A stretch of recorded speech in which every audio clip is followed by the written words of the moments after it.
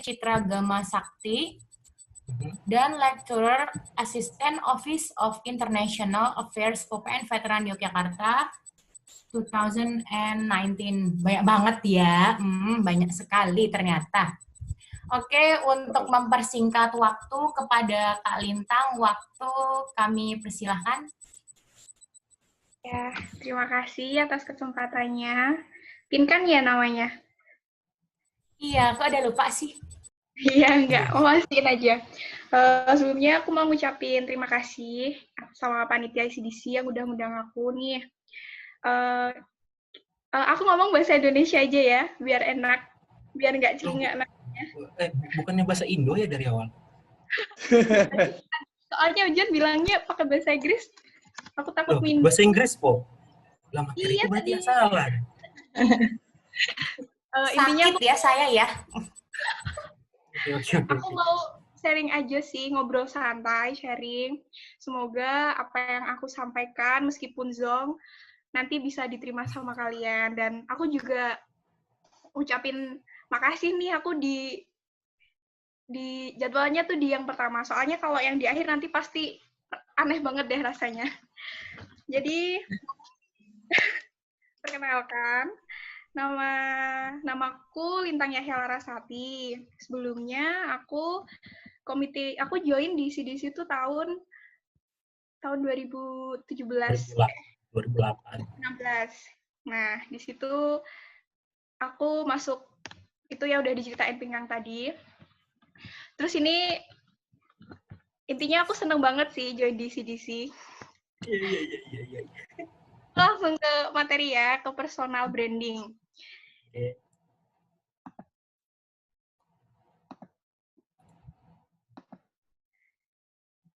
Nah, jadi personal branding menjadi mahasiswa hits. Sebenarnya aku nggak hits juga sih, karena aku ngerasa aku biasa aja. Mungkin banyak teman mungkin ya waktu itu, tapi nggak hits kok, aku biasa aja. Nah, aku mau gimana ya? Aku mau tanya tapi disuruh mute semua nih, cuma speakernya doang yang harus ngomong ya. Nah, jadi di personal branding Bisa ini kok aku Kak, bisa tanya aja. Iya. Nah, jadi di sini aku mau ngambil contoh nih personal branding dari salah satu boyband Korea. Ini sebagai contoh aja sih. Dari band ini nih, BTS, Bangtan Boys Soyeon. Nah, awalnya sih aku jujur aja, aduh, pede nggak ya, bener nggak ya aku ngasih materi kayak gini, tapi ya udah, aku cuma pengen ngasih tahu kalian tentang personal branding yang bisa ditiru dari tokoh boyband ini. Nah, sebelumnya pasti pada tahu lah ya BTS yang jadi brand ambasadornya Tokped, Tokopedia. Iya, tahu. Iya. Nah, menurut kalian tuh mereka hits nggak sih? Atau mungkin ini yang belum tahu jadi tahu ya? Aku nggak tahu BTS, aku cuma tahu Smash doang.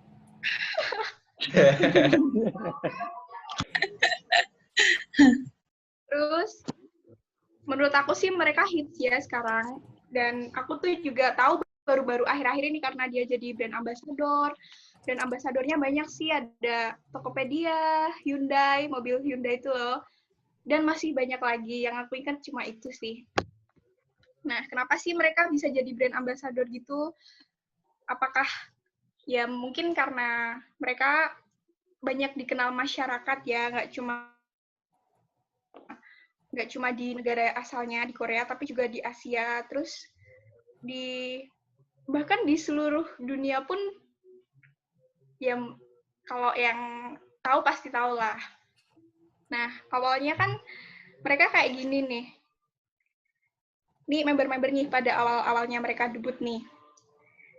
Mereka menurut aku sih masih cupu-cupu banget lah ya, belum kayak sekeren sekarang, masih kayak biasa banget. Tapi mereka punya personal branding yang bagus ke depannya, sehingga buat mereka tuh hits atau populer lah. Nah, dulu sebelumnya aku mau cerita nih. Aku ceritain dulu ya member-membernya biar kalian tahu. Dari ntar aku baca, aku nggak inget kalau nggak baca. Nah, ini tuh namanya Suga. Jadi tuh dia tuh member BTS tuh yang ya dia produser juga. Terus dia tuh latar belakangnya tuh anak seorang petani di Korea sana. Suga Miko namanya. Nah, dia tuh pokoknya dari latar belakangnya dari keluarga yang biasa aja lah. Terus kemudian ini leadernya ada Namjoon namanya. Dia tuh dulu dia juga dari keluarga yang biasa aja, nggak dari orangnya. Tapi dia dulu waktu semasa sekolah, dia tuh jadi siswa terbaik di regionnya. Pokoknya nomor 1 karena dia pandai terus pinter. Harusnya kalau orang pinter kan pasti pinginnya lanjutkan pendidikan yang lebih tinggi gitu ya, tapi dia enggak. Dia pilih jadi idol. Kemudian ada Jin. Jin tuh yang ini. Dia tuh member yang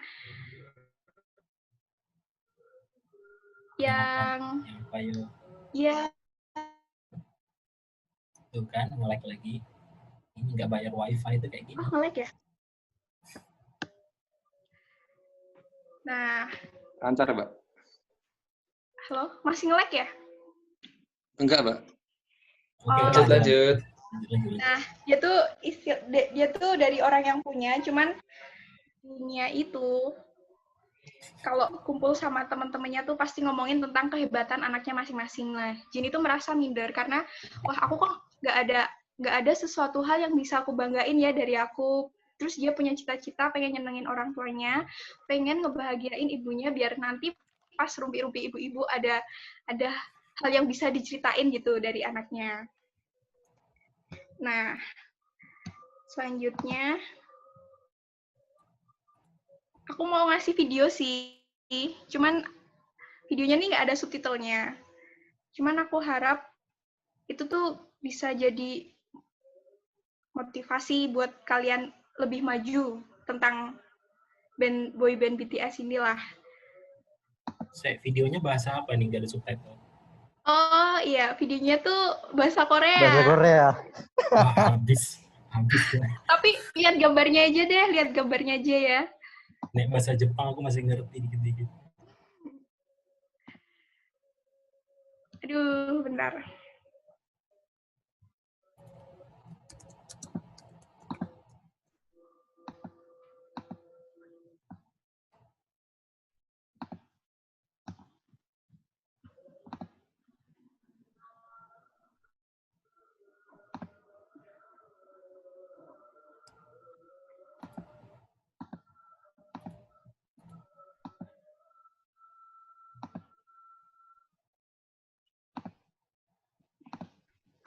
소년미를 뽐내며 국내에서 큰 주목을 받기 시작했는데요.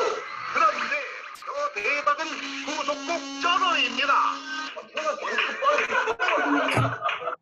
탈군무로 해외에서 점차 인기를 얻기 시작한 방탄소년단은 순식간에 가파른 상승세를 타며 해외에서 큰 사랑을 받았고 국내는 물론 일본, 중국, 미국, 브라질 등 해외 공연 모두 전석 매진이란 기념. 안 될 거라고 하시는 분들도 정말 많았는데 이렇게 끝까지 믿어주셔서 정말 감사하고 저희가 정말 꿈에 그리던 일이었는데 이렇게 꿈을 현실로 만들어주셔서 정말 감사합니다. 지난해 데뷔 4년 만에 연말 가요 시상식에서 첫 대상을 수상한 방탄소년단은 And the Billboard Music Award goes to BTS! 지난 5월에는 K-팝 그룹 최초로 빌보드 뮤직 어워드에서 톱 소셜 아티스트상을 수상하는 등 피땀 눈물 흘려가며 국내외 가요계를 완벽 접수한 결과 지난 해에만 무려 350억 원의 매출을 기록했다고 합니다. 방탄과 함께여서 정말 더 기뻤던 것 같아요. 얼마나 큰 은혜를 갚았어. 같이 잠을 잤을 만큼 좁은 숙소에서 지냈던 방탄소년단은 그간 돌아온 수입으로 숙소와 사업을 이전, 전보다 넓고 세련된 인테리어를 자랑하는 작업실까지 마련했다고 합니다. 하지만 최고의 보호는 따로 있었으니.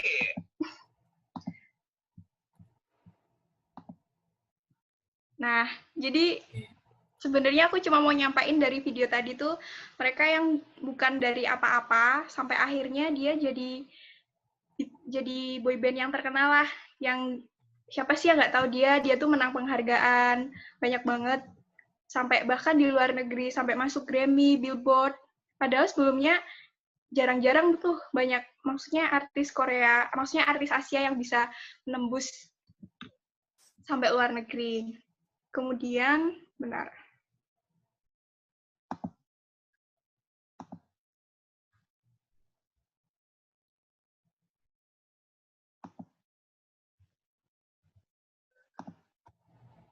Kemudian juga aku pengen juga kalian tuh nyontoh perjuangannya mereka sih.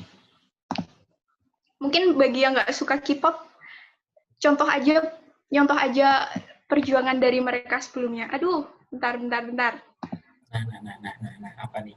Bentar, sorry.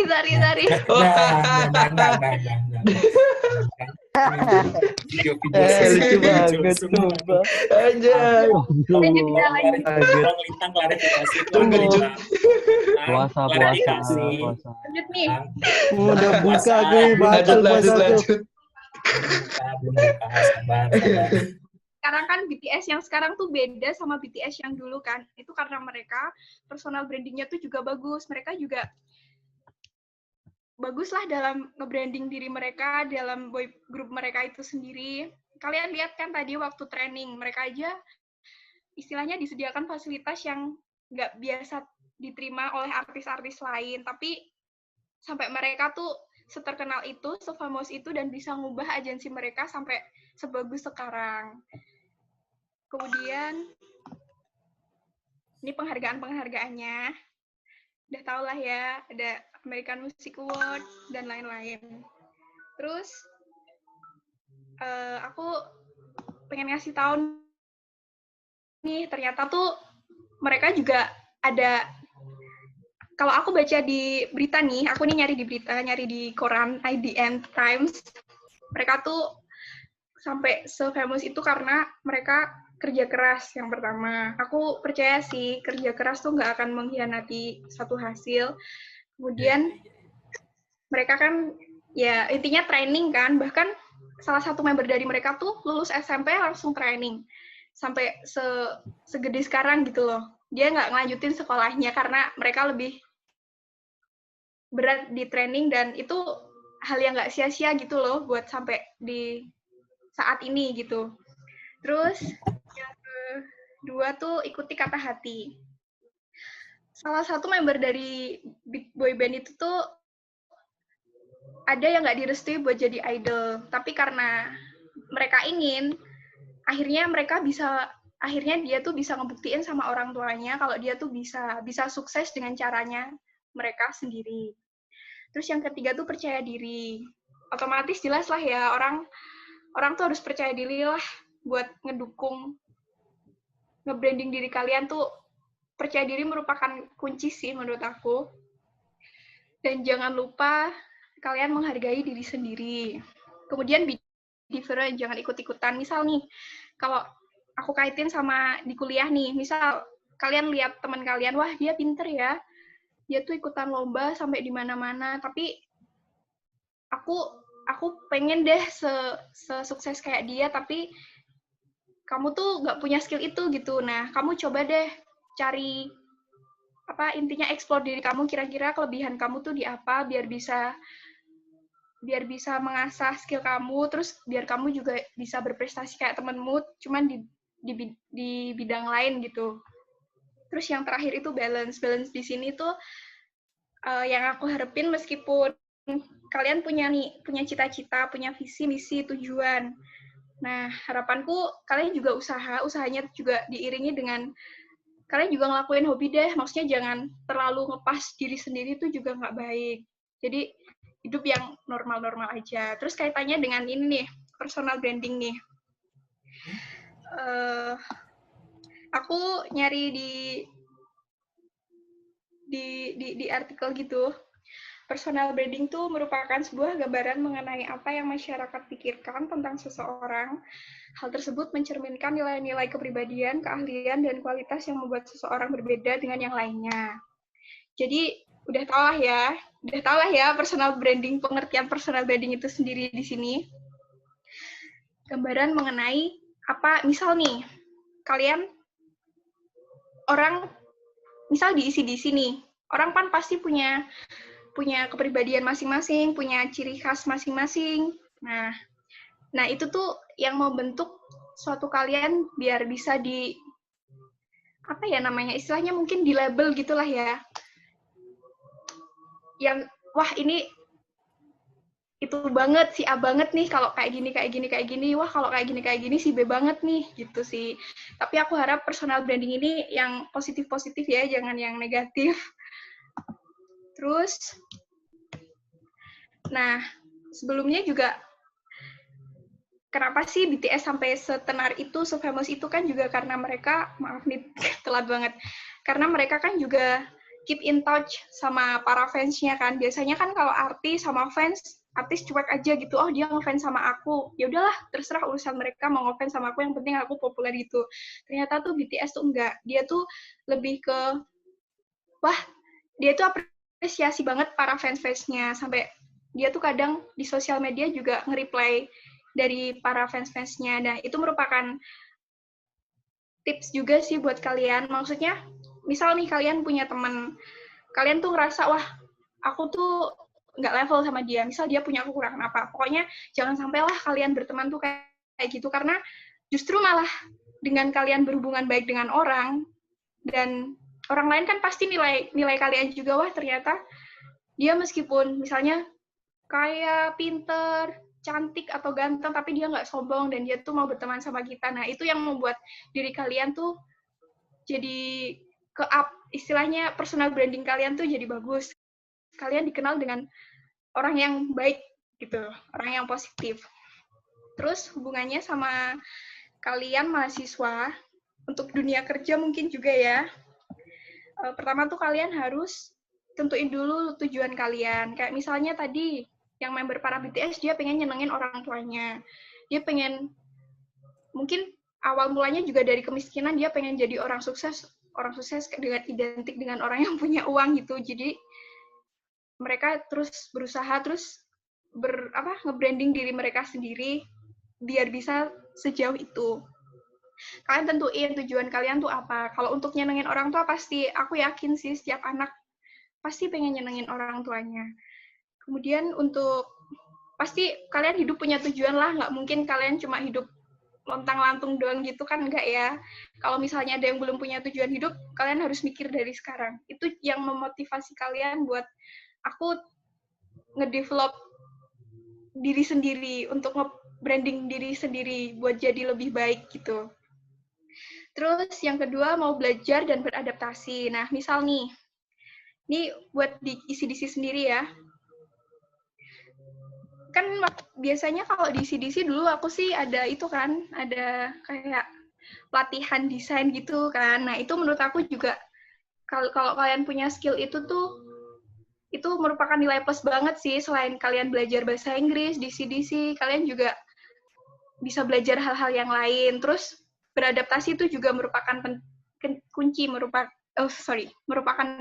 kunci, karena kalau kalian pintar beradaptasi, pasti orang juga mau nerima kalian lah.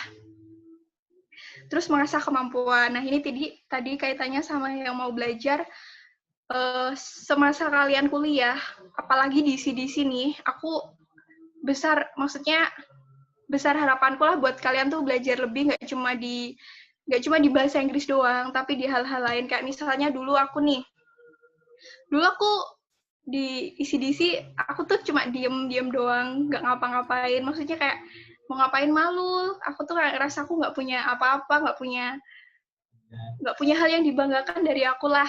Akhirnya aku di ICDC jadi something lah, dari nothing jadi something. Dari Intinya, malu-malu sampai malu-maluin. iya bener banget tuh.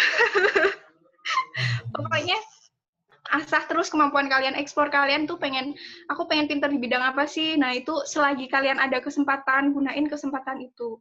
Jangan sia-siain. Terus aktif berorganisasi nih. Sesuai passion juga.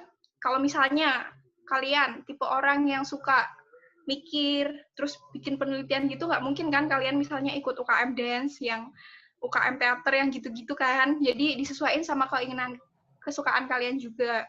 Terus terbuka di sini tuh maksud aku dalam berkembang, dalam ngedevelop personal branding kamu tuh kamu juga harus terbuka. Istilahnya kan kalian berproses nih, pasti kan ada yang bilang enak, ada yang bilang nggak enak. Nah, kalian terima aja, kalian terima saran dari teman-teman kalian atau orang lain yang membangun untuk diri kamu sendiri. Kemudian yang terakhir itu networking. Networking itu penting sih menurut aku, karena kalau aku sih tipe orangnya banyak teman tuh seneng lah ya, karena kayak misal nih aku punya teman pinter bahasa Inggris, pasti aku kalau tanya-tanya ke temanku itu kan jadi lebih enak, dan pasti kalau kalian butuh bantuan sesuatu dan hubungan kalian baik, pasti nanti dibantuin kok sama teman kalian. Nah, jadi tuh be hits of yourself. Kalian tuh bisa hits sesuai versi kalian masing-masing lah. Aku percaya kalian tuh punya kelebihan yang beda-beda. Nah, jadi harapan aku kalian juga bisa hits, punya personal branding yang baik ke depannya. Gitu. Kayak misalnya nih, ini aku cerita ya, dulu tuh aku nggak pernah ikut lomba, aku nggak tertarik ikut lomba kayak gitu. Pokoknya aku tuh pendiam banget. Tapi karena anak ICDC pada ikut lomba, terus akhirnya aku diajakin, ya udah akhirnya aku ikut, dan di situ tuh aku belajar nggak cuma sama partnerku aja, tapi juga belajar malah aku sama adik-adik tingkat dulu. Waktu itu aku belajar tentang ngomong tuh sama Kak Ferdi, sama Kak Andre ini, terus sama Haikal tuh, padahal dia adekku kan, aku malah belajar sama adik tingkat tuh. Jangan gengsi buat belajar lah ini. Adik-adekan. Selain speaker, selain ngomong, aku juga belajar desain juga sama adik tingkat, selain Kak Ferdi. Adik-adekan. Aku juga belajar sama waktu Fauzi, Ero.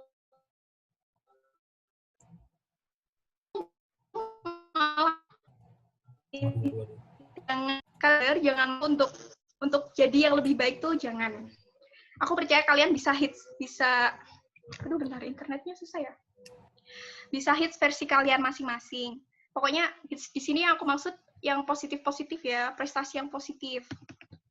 Terus ya udah sih, kurang lebihnya itu. Aku mau ngucapin makasih banget nih di CDC, aku belajar banyak. Mungkin kalau aku nggak join di CDC, aku nggak bisa ngomong kayak gini, aku nggak bisa. Pokoknya aku tetap masih jadi orang yang malu-maluin mungkin deh. Terus ada lagi nih, bentar.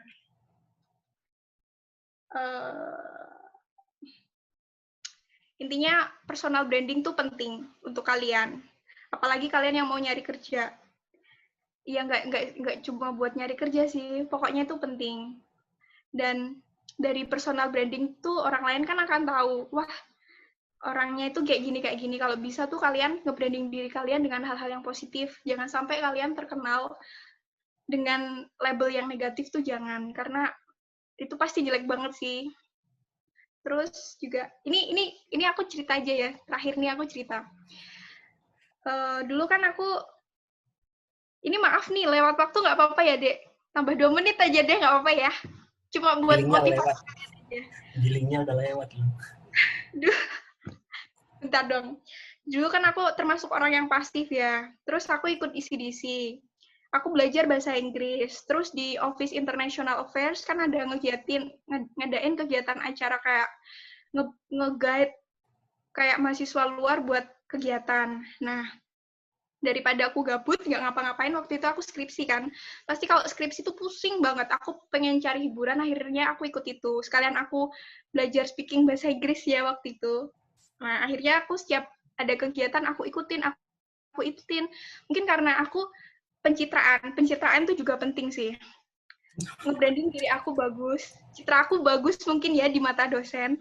Jadi tuh waktu itu Bu Rukmo sih waktu itu yang kepala itu international affairs-nya. mungkin dia cocok kali ya sama aku. Terus akhirnya aku ditawarin tuh, Lintang besok bantuin ibu aja ya, jadi student koordinator kegiatan yang di Office International Affairs itu. Ya, aku mau lah. Siapa yang nggak mau? Pokoknya kalau kalian ada kesempatan tuh, jangan sia-siain. Karena waktu itu aku masih bodoh loh. Tapi Sampai sekarang juga. iya, sampai sekarang juga.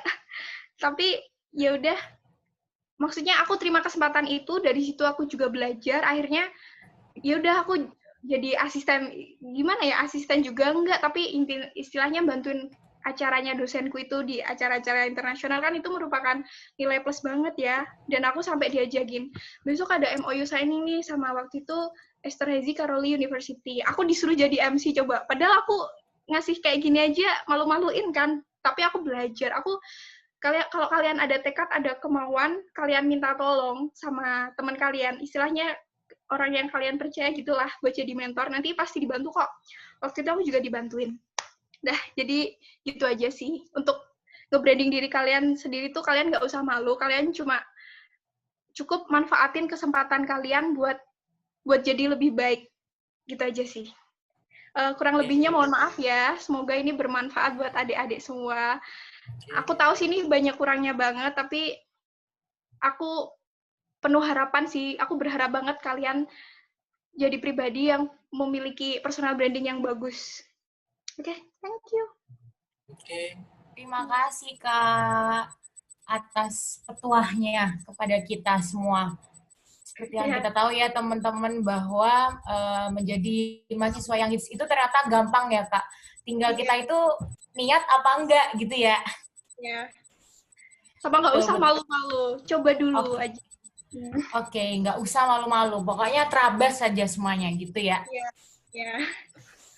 Oke, selanjutnya kita akan mendengarkan pemaparan materi kedua yang akan disampaikan oleh Kak Andrew Reinhardt, Sarjana Teknik, mengenai personal branding, strategi personal branding untuk ECDC's member and committees. Sebelumnya saya akan terlebih dahulu membacakan sedikit ringkasan resume dari Kak Andrew.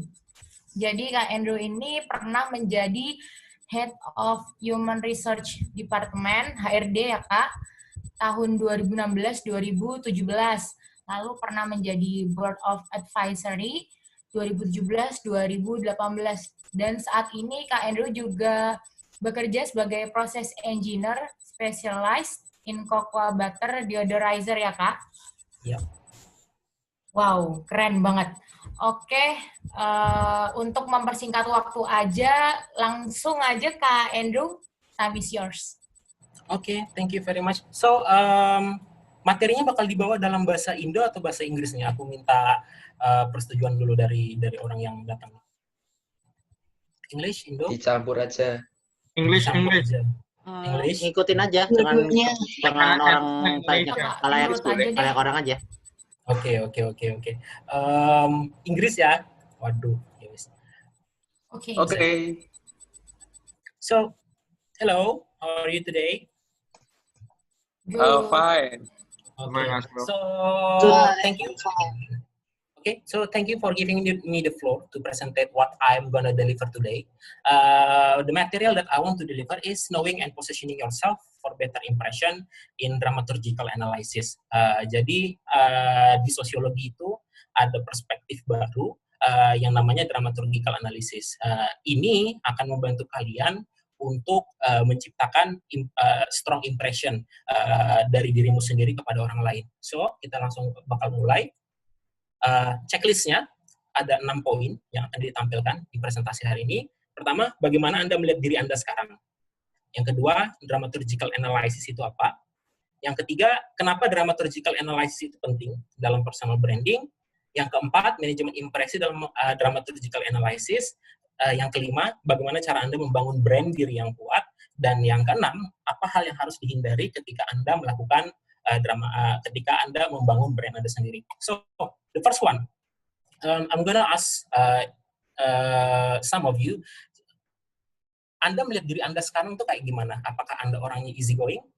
Apakah Anda tipe orang yang straightforward? Apakah Anda tipe orang yang artistik, scientific, Detail dan praktikal. Oke, maybe the first question, the host. What do you see about yourself now? Kamu kalau ngelihat dirimu sendiri, kamu tuh tipe orang yang kayak gimana? Nggak harus terbatas pada 6 titik ini.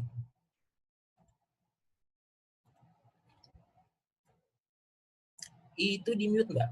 Easy going maybe. Easy going.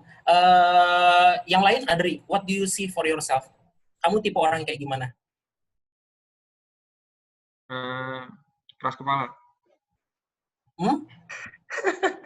Keras kepala. Keras kepala. Oke, the other one, maybe the other speaker, Lintang. Kamu lihat dirimu sendiri itu sebagai orang yang kayak gimana? Kalau aku sih easy going ya. Easy going, oke. Selanjutnya siapa lagi nih yang mau aku door nih? Kita pilih orang random aja. Pada bagus-bagus ya. Suandaru Bawero. Ini siapa nih? Oh, Ero, anjir. Oke, sorry. Oke, Ero. Kalau aku sih orangnya straightforward sih sebenarnya. Sorry aku potong. Straightforward. Oke, itu hal yang bagus. Kemudian pertanyaan selanjutnya, ketika kalian sudah berhasil mendefinisikan diri kalian, gimana sih orang lain melihat diri Anda? Sekarang aku tanya, Ero, tadi Adri udah bilang dia tipenya orang keras kepala. Menurutmu Adri orangnya kayak gimana? Satu sisi dia ya keras kepala ada dikit. Cuman kalau aku sih lebih lihatnya secara personality buat ke Adrinya sih lebih ke orangnya easy going sih. Oke. Kemudian siapa tadi lagi yang kutanya selain Adri, Ero, Lintang? Oh ya, Adri. Tadi host Mbak Pinkan sudah ngasih tahu dirinya itu tipenya kayak gimana. Menurutmu kalau mau ngeliat Pinkan, dia orangnya kayak gimana? Dia juga periang orangnya. Periang, oke. Kemudian kita review lagi. Misal, Pinkan, Ero tadi bilang dia orangnya straightforward. Benar nggak? Straightforward atau malu-maluin atau mengerikan? Straightforward yang kayak gimana? Definisinya makin gede lagi kan? Tapi jadi, sebenarnya enak diajak ngobrol, Kak Ero. Oke. Selibut. Ro, ada kesempatan, Ro? Tolonglah, jangan. Oke. Jadi, bagaimana Anda melihat diri Anda sendiri dan bagaimana Anda melihat orang lain adalah hal yang sangat penting. Kalau misalnya Anda mau ngebangun personal branding. Selanjutnya, ketika kita melihat nama-nama yang ada di slide ini, ada Joko Widodo, Donald Trump, PewDiePie, Oprah Winfrey, FNF5. This one, kalau Anda melihat orang-orang yang ada di figur ini, yang Anda pikirkan apa? Misal, kalau Anda ngelihat Jokowi, ini bukan masalah politik ya. Kalau Anda ngelihat Jokowi, dia orangnya kayak gimana? Wibawa. Kemudian, oke, good example. Donald Trump, ada yang kenal Donald Trump? Nggak harus kenal tetanggaan juga. Ada yang tahu Donald Trump? Kocak. Yeah. Oke. Donald Trump itu menurut kalian tipe orangnya kayak gimana? Ceplas. Yes. Kalau aku lebih dia membuat aturan yang secara tiba-tiba gitu loh. Oke, membuat aturan secara tiba-tiba. Oke, very good. Kemudian ada yang tahu PewDiePie? Tahu. Sumber individual. Oke, ketika Anda melihat PewDiePie, apa yang Anda pikirkan tentang orang ini? Orang ini image-nya gimana di otak Anda? Easy going. Lucu. Humor. Kreatif. Humoris. Oke. The last one, Oprah Winfrey. Ada yang pernah kenal Oprah Winfrey? Yang generasi milenial tahun-tahun 1990-an pasti tahu Oprah Winfrey. Ada yang tahu? Iya, tahu. Yes, Oprah Winfrey. Ketika Anda ngelihat Oprah Winfrey, yang dia TV host tersukses di dunia, dan program dia Oprah Winfrey Show itu udah bertahan 25 tahun lebih sebelum akhirnya berhenti kemarin. Ketika kalian ngelihat Oprah Winfrey, image-nya itu kayak gimana? Mudah.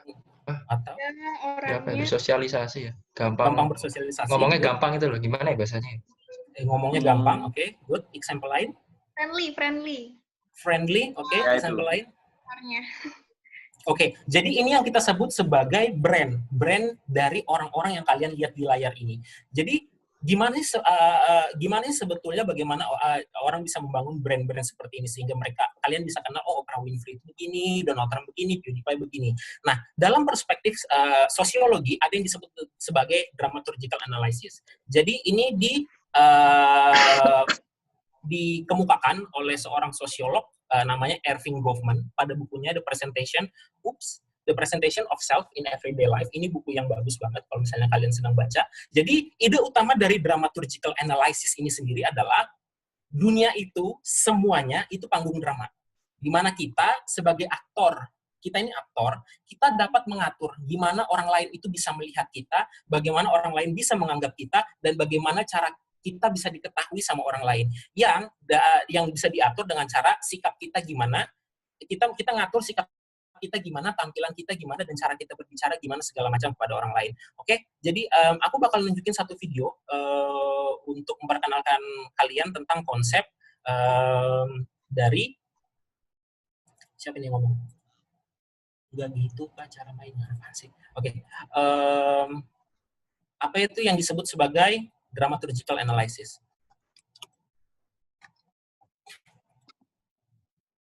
Oke, suaranya jelas?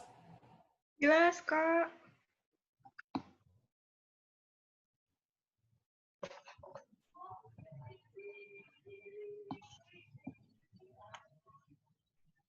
Jelas, Kak.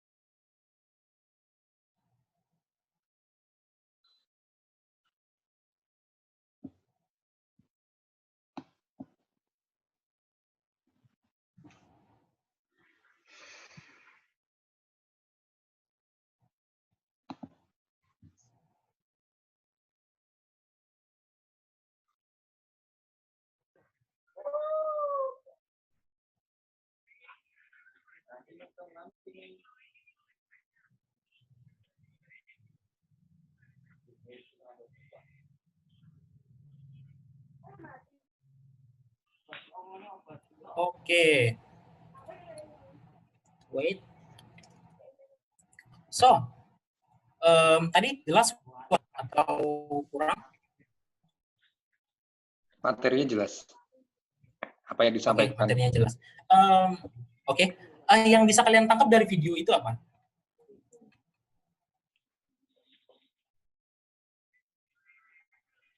Bingung? Oke. Jadi intinya video itu mengatakan kalau kita itu sebagai manusia selalu berusaha untuk menampilkan apa yang terbaik dari diri kita sendiri kepada orang lain, secara sadar atau enggak. Dan bagaimana kita menampilkannya itu analoginya sama ketika aktor mau menjalankan peran di dalam sebuah drama. Ketika aktor dituntut jadi orang, misal orang yang diktator atau misalnya orang yang jahat, padahal dirinya sendiri adalah orang yang baik, dia akan berusaha untuk menampilkan, untuk men-set dirinya sendiri supaya dia bisa punya image yang jahat. Entah kostumnya diapain atau misalnya dia bakal punya makeup dress kayak gimana untuk menampilkan image kalau dia orang jahat untuk memenuhi ekspektasi dari role-nya itu sendiri. Bagaimana seorang aktor itu mampu meng-adjust atau mengatur dirinya sendiri supaya sesuai dengan apa yang orang inginkan, itu disebut sebagai dramaturgical analysis. Kemudian, poin selanjutnya, kenapa sih penting banget kita untuk memahami dramaturgical analysis atau kemampuan analisis ini dalam personal branding? Artikel dari Forbes menyatakan bahwa ada 10 tips untuk mendevelop personal brand. Yang pertama, kita harus punya personality yang baik. di depan orang, personality ya, bukan personality yang baik. Yang kedua, harus jadi otentik.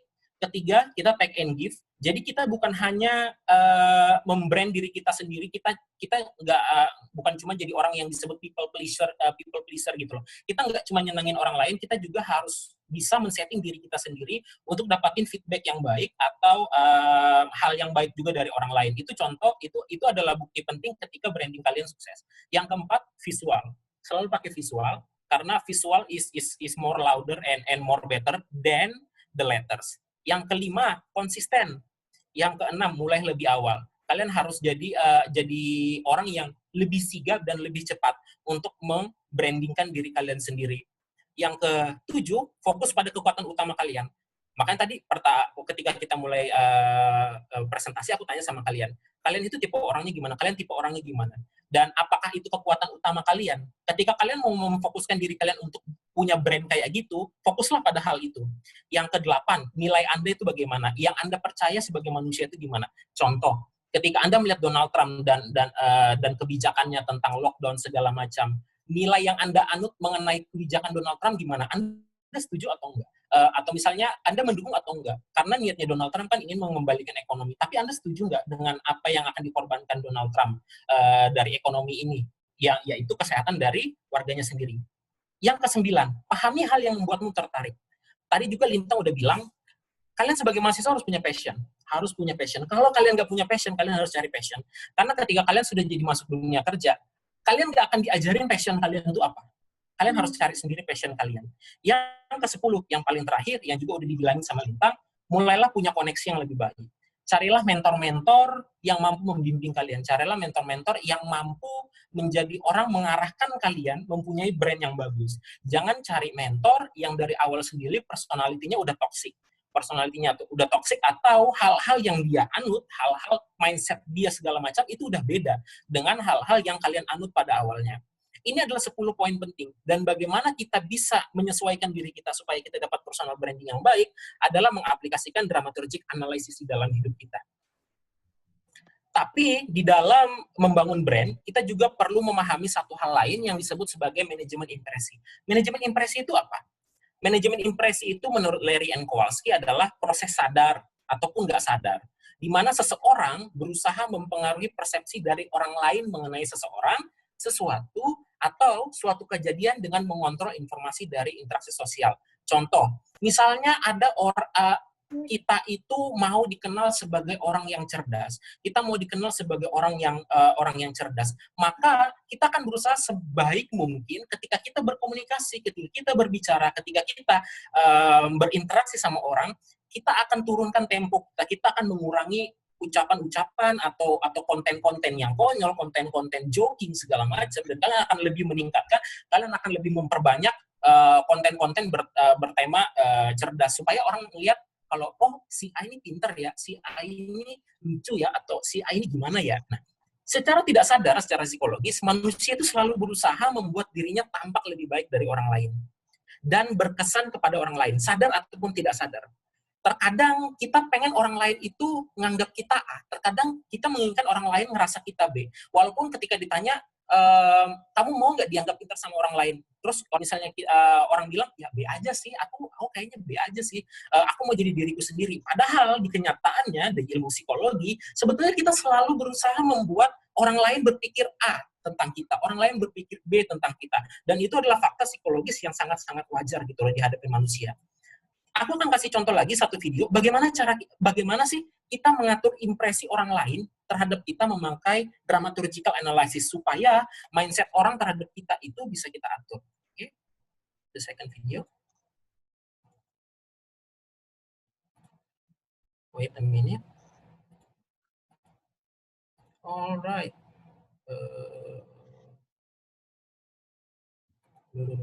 Hilang. Wait ya.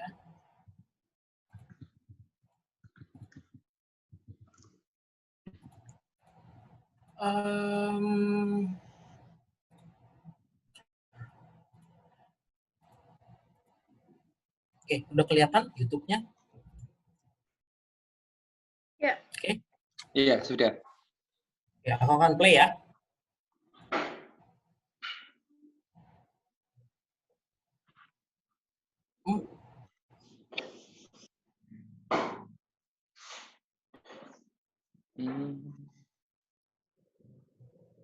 Presentasi.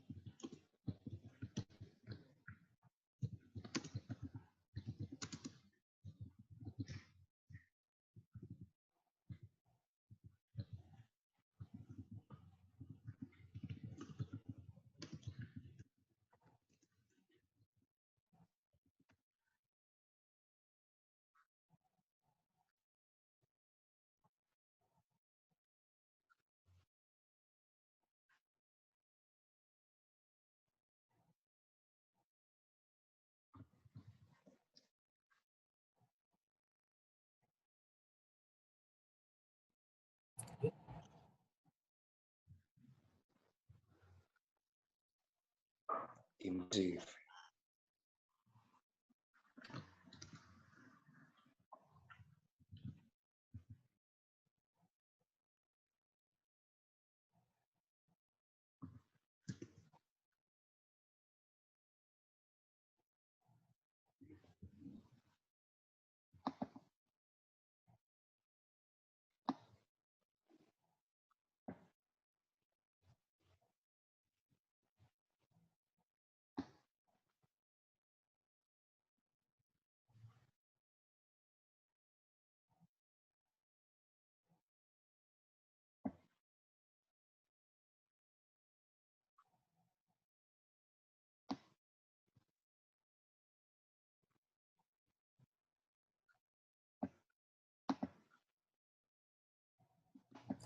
Internetku.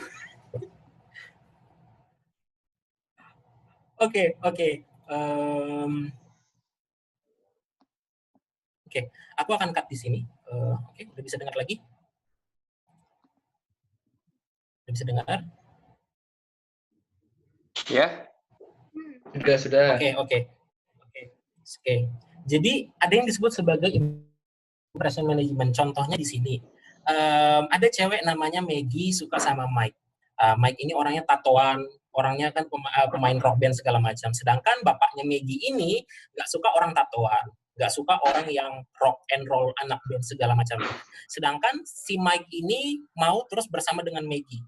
Dia harus berusaha men-setting dirinya atau menampilkan dirinya pada sebisa mungkin sebagai orang yang mampu diterima sama orang tuanya Maggie. Makanya pertama kali dia menampilkan apa yang disebut sebagai front stage self. Nah, biasanya kan si Mike ini tampilannya berandalan dengan tato segala macam, tapi ketika dia ketemu dengan orang tuanya Maggie, dia tampil dengan tampilan yang sangat beda. Dia pakai baju yang lebih bagus, dia tidak menunjukkan tatonya, dan dia memakai kalimat-kalimat yang lebih bagus. Nah, ini yang disebut sebagai first impression-nya. Nah, first impression-nya dari keluarga dari orang tuanya Maggie ini kan sudah bagus. Nah, ketika orang tua Maggie ini sudah mulai menerima sisi dari Mike ini sendiri, lama-kelamaan Mike akan mengatur lagi bagaimana dia menampilkan dirinya kepada orang tua Maggie. Dia akan mulai memperlihatkan sisi dia yang sebenarnya. Ketika ada orang yang sudah mulai memperlihatkan sisi dia yang sebenarnya, itu yang disebut sebagai impression management. Kita mengatur bagaimana orang lain dapat melihat kita. Kita mengatur bagaimana orang lain dapat melihat kita. Dan ketika kita sudah mulai menunjukkan nilai kita yang sebenarnya, atau nilai yang kita anut, kita menunjukkan topeng kita yang sebenarnya, itu yang disebut sebagai backstage self. Kita memperlihatkan sosok kita yang aslinya kepada orang tua Maggie. Dan contoh ini nggak cuma berlaku kepada orang yang misal lagi PDKT atau segala macam, ini berlaku pada semua hal. Misal ketika kita datengin bos yang baru, lagi kalau misalnya bos kalian itu ekspatriat, orang-orang Singapura, orang-orang Vietnam kayak aku, impression itu penting gitu loh. Kita harus bisa menunjukkan diri kita sendiri itu punya kelas dengan mereka. Jangan sampai mereka punya mindset, ini orang Indonesia banget, ini orang nggak bisa ngapa-ngapain. Karena apa? Karena di sini pun, di tempat aku kerja pun, sering terjadi kayak gini gitu loh. Ketika ada ekspatriat yang misal kayak direktur aku dulu orang Vietnam lulusan Jerman, dan dia ngelihat orang Indonesia itu leha-lehe, santai-santai segala macam, mindsetnya nggak kuat, sistemnya nggak kuat, dia bakal first impression dia sama si orang itu bakal jelek. Dia akan ngerasa, ini orang bisa kerja nggak sih?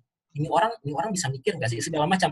Nah, sedangkan kita kalau misalnya kita mau punya relationship yang baik dengan kita mungkin orangnya bukan orang yang leha-lehe, bukan orang yang santai-santai, bukan orang yang bodoh segala macam. Kita sebetulnya mampu, tapi kita harus mampu menunjukkan diri kita sendiri itu sebaik mungkin di mata orang yang bakal ngelihat kita. Kemudian lama-kelamaan setelah kita makin kenal, setelah kita mulai mengenal diri kita masing-masing, kita mulai membrandkan diri kita yang aslinya. Oh, ternyata saya orangnya lebih sosial, ternyata saya orangnya lebih approach-nya lebih teks, ternyata saya orangnya lebih peduli dengan sesama, ternyata saya orangnya itu lebih family oriented segala macam. Itu adalah hal-hal yang paling penting dan harus dikuasain kalian mahasiswa dan tidak akan pernah diajarin di kuliah manapun. Itu adalah ilmu yang hanya bisa dikuasain kalau kalian sudah bisa mendewasakan diri kalian sendiri di hadapan orang-orang lain. Oke? Kemudian, manajemen impresi itu nggak sama dengan menipu orang lain. Manajemen impresi itu memposisikan diri Anda sesuai dengan kondisi sekitar Anda dan memahami apakah lingkungan kita itu cocok nggak sih dengan lingkungan yang akan kita dekatin. Nah, impression management ketika kita melakukannya, kita mengubah diri kita habis-habisan sesuai dengan apa yang orang inginkan, itu yang disebut sebagai people pleaser, di luar dari diri Anda yang sebenarnya, di luar dari diri kamu yang sebenarnya, untuk meraih keuntungan terbesar dalam suatu lingkungan. Yang sebelah kiri, ini yang kita sebut sebagai impression management, yang sebelah kanan itu yang disebut sebagai nipu gitu loh, fake yourself. Nah, itulah pentingnya dua hal ini, manajemen impresi dan dramaturgical analysis adalah hal yang harus kalian kuasai sebagai mahasiswa ketika kalian mau membangun brandnya kalian sendiri. Kemudian kita akan ngomong gimana sih caranya kita membangun brand diri yang kuat. Artikel dari Harvard Business Review menyatakan ada 1, 2, 3, 4, 5, 6, 7, 8, 9 hal yang harus kalian tanyakan kepada diri kalian sendiri ketika kalian mau membangun brand diri yang kuat. Yang pertama, pandangan Anda. Kamu bisa membawa nilai nggak? Atau kamu bisa membawa dampak nggak? Kehadiranmu bisa membawa kebaikan nggak bagi orang lain? Yang kedua, loyal. Kamu setia nggak dengan mindset kamu? Kamu setia nggak dengan nilai-nilai yang kamu anut selama ini? Apa kalau misalnya kamu suka K-pop, kemudian kamu masuk ke komunitas orang yang nggak suka K-pop, kemudian karena kamu mau diterima orang itu, kamu tiba-tiba ngomong, aku nggak suka K-pop, aku juga benci K-pop. Kamu keluar diri kamu sendiri, gitu loh. Ketika kamu melakukan itu, kamu udah nggak loyal. Kamu fake jadi orang. Dan itu adalah hal yang nggak boleh dilakukan kalau misalnya kita mau membangun brand diri yang kuat. Kecuali memang kalian memilih, oke, aku nggak mau suka K-pop lagi, aku mau suka idol Jepang, atau aku mau suka penyanyi Amerika. Terserah. Kalau misalnya itu, problemnya beda. Yang ketiga, jadi otentik. Apa sih yang membedain kamu dari orang lain? Ketika saya ngelihat Adri, ketika saya ngelihat Mas Muhammad Aska, apa sih yang beda dari Muhammad Aska yang membedakan dia dengan Zaki segala macam? Itu harus bisa dipikirkan, itu harus bisa diketahui. Yang keempat, learn from the best. Makanya dari awal aku pun menampilkan contoh-contoh orang-orang yang brand dirinya sendiri sudah kuat. Gimana sih orang hebat di luar sana memposisikan diri dan memasarkan brand mereka sendiri? Kemudian kesan pertama orang ketika ngelihat sosok ini gimana? Kesan pertama kalian ketika kalian misal melihat Zaki itu gimana gitu loh. Kalian harus bisa men-setting itu dari orang-orang hebat di luar sana, dan banyak banget contoh yang bisa kalian ambil. Yang kelima, buat dirimu terlihat. Jangan pernah mau jadi hantu. Kamu sudah mampu membuat dirimu stand out nggak? Ketika kamu rapat, kamu cuma diam di pojok atau kamu berani mengumumkan pendapat nggak? Itu hal yang penting. Dan ketika kamu kerja, itu kan berasa banget. Performance management dari bosmu ketika ada meeting atau segala macam, kamu dikasih pertanyaan sulit, dan ketika ada meeting, ketika kamu ditanya, kamu cuma bisa bilang, I will find it later, or I'm sorry, I didn't know about this. Kamu cuma berdiam diri, kemudian ketika meeting, kamu cuma pasif, udah. Gak usah mikir promosi, gak usah mikir kenaikan gaji, udah pasti out. Itu udah pasti out. Kejamnya sih kayak gitu. Kemudian selanjutnya, konsisten. Kamu konsisten nggak dengan nilai yang kamu anut? Misal kamu pengen jadi diplomat, Kamu konsisten nggak dengan mindset diplomat? Kamu konsisten nggak dengan mindset, misal kamu mau jadi penyanyi, misal kamu mau jadi manajer ekonomi, kamu konsisten nggak dengan mindset kamu? Itu hal yang penting. Konsistensi adalah hal yang paling penting dari brand. Ketika kamu nggak konsisten, kamu akan bilang nggak, ketika orang tanya, menurutmu si B itu gimana? Mungkin orang lain akan bilang, nggak tahu, aku juga nggak pernah ngelihat diri dia yang sebenarnya.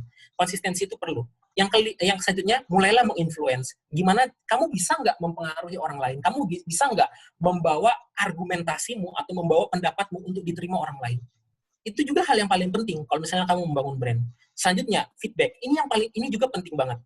Jangan cuma memposisikan dirimu sebagai kamu sudah branding, kamu tuh orang pintar, bla bla bla bla bla bla segala macam. Kemudian, tapi kamu nggak pernah feedback sama orang, kamu nggak pernah tanya.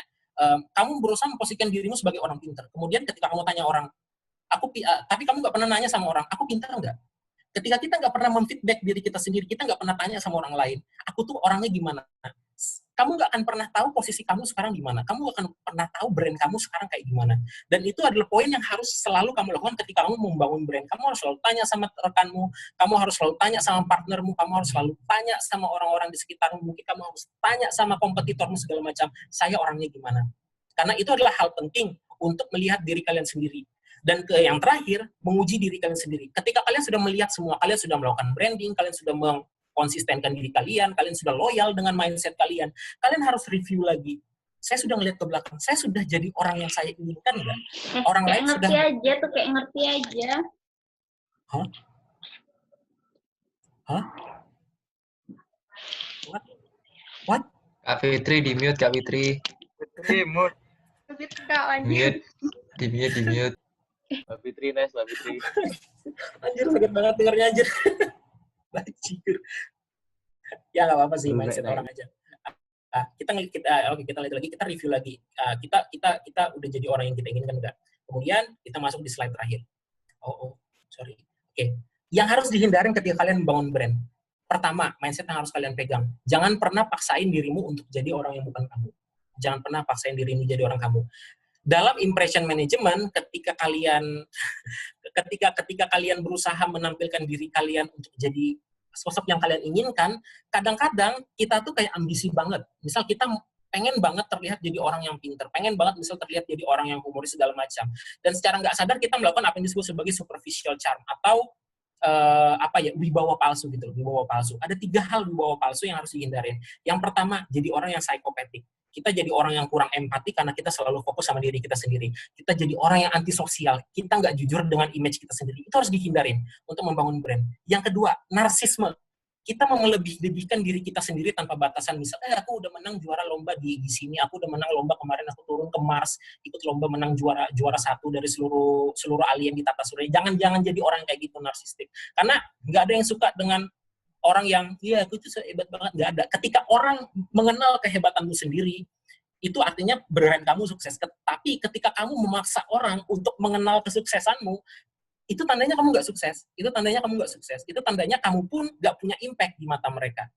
Yang kedua, jangan anggap kalau dirimu itu selalu lebih baik dari orang lain.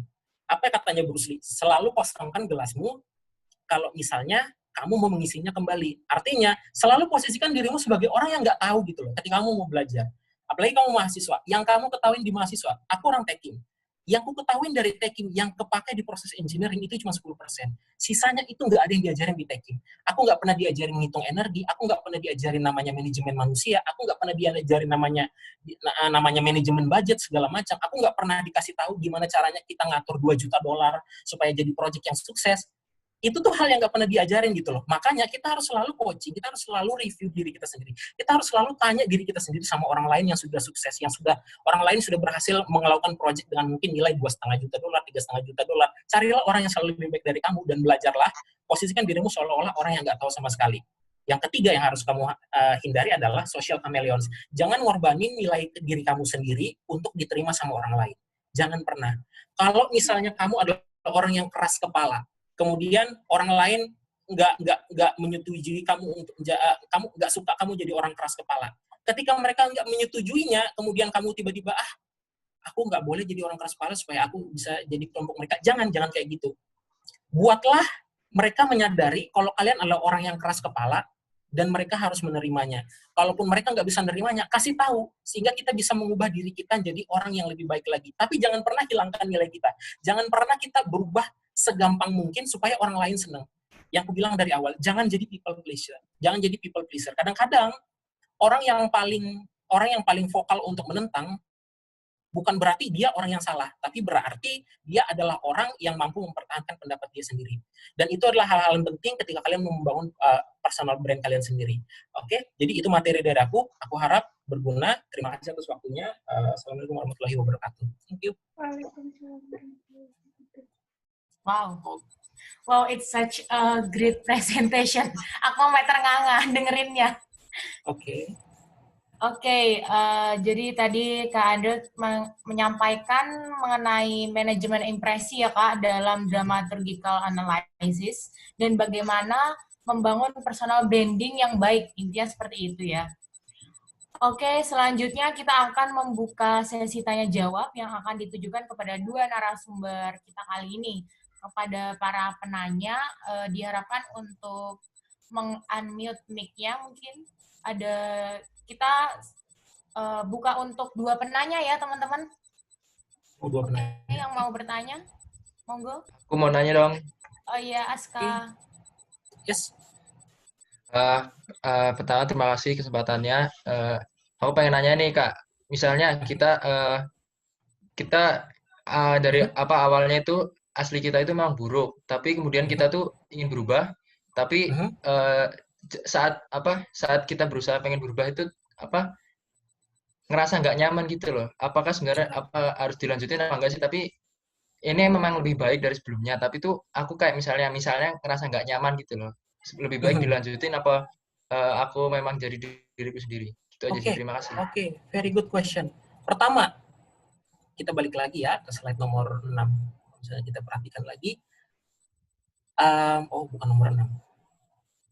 Oke, pertanyaanmu pertama, ketika kamu bilang, aku tuh ngerasa sifatku buruk. Siapa yang menentukan kamu buruk? Standar siapa kamu buruk? Misal, kamu orangnya suka kentut, kemudian kamu nggak mau jadi orang yang suka kentut lagi. Misal kayak gitu. Kemudian akan ada pertanyaan, siapa sih yang bilang kalau orang yang suka kentut itu jelek? Gitu loh. Kamu harus review lagi pertama, jangan langsung tiba-tiba nyalahin diri kamu sendiri. Kalau aku tuh kayaknya punya sifat yang buruk banget. Pikirin kembali, apakah emang sifatmu itu buruk ataukah emang itu dirimu yang sebenarnya gitu loh. Atau itu emang dirimu yang sebenarnya. Kemudian kalau kamu ngerasa memang dari dirimu sendiri memang ngerasa nggak nyaman sama perubahan, aku cuma bilang satu hal, perubahan itu nggak ada enak. Perubahan itu nggak ada enak. Ketika aku transisi jadi mahasiswa menjadi seorang engineer gitu loh, itu nggak enak banget gitu loh. Karena dulu aku kira ketika aku udah kerja aku cuma tinggal leha-lehe duit masuk tiap bulan, tapi enggak gitu loh.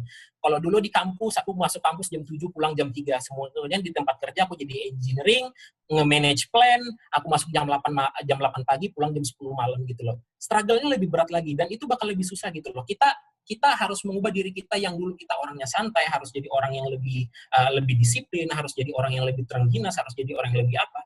Kalau kamu ngerasa tidak nyaman dengan perubahan yang dari diri kamu sendiri, yang bisa aku bilang itu wajar. Itu wajar, perubahan emang susah. Tapi selalu ingat, ketika kamu sendiri ngerasa kalau perubahan itu akan membawa kamu jadi orang yang lebih baik, lanjutkan. Jangan pernah khawatir dengan rasa tidak nyamannya. Karena aku yakin pada saatnya nanti akan ada reward yang kamu dapatin ketika kamu sudah berhasil mengubah personalitimu yang kamu bilang buruk itu. Thank you. Terima kasih. Thank you. Oke, baik. Sudah terjawab, Aska? Ya. Oke, selanjutnya kita punya pertanyaan dari grup chat ini ya.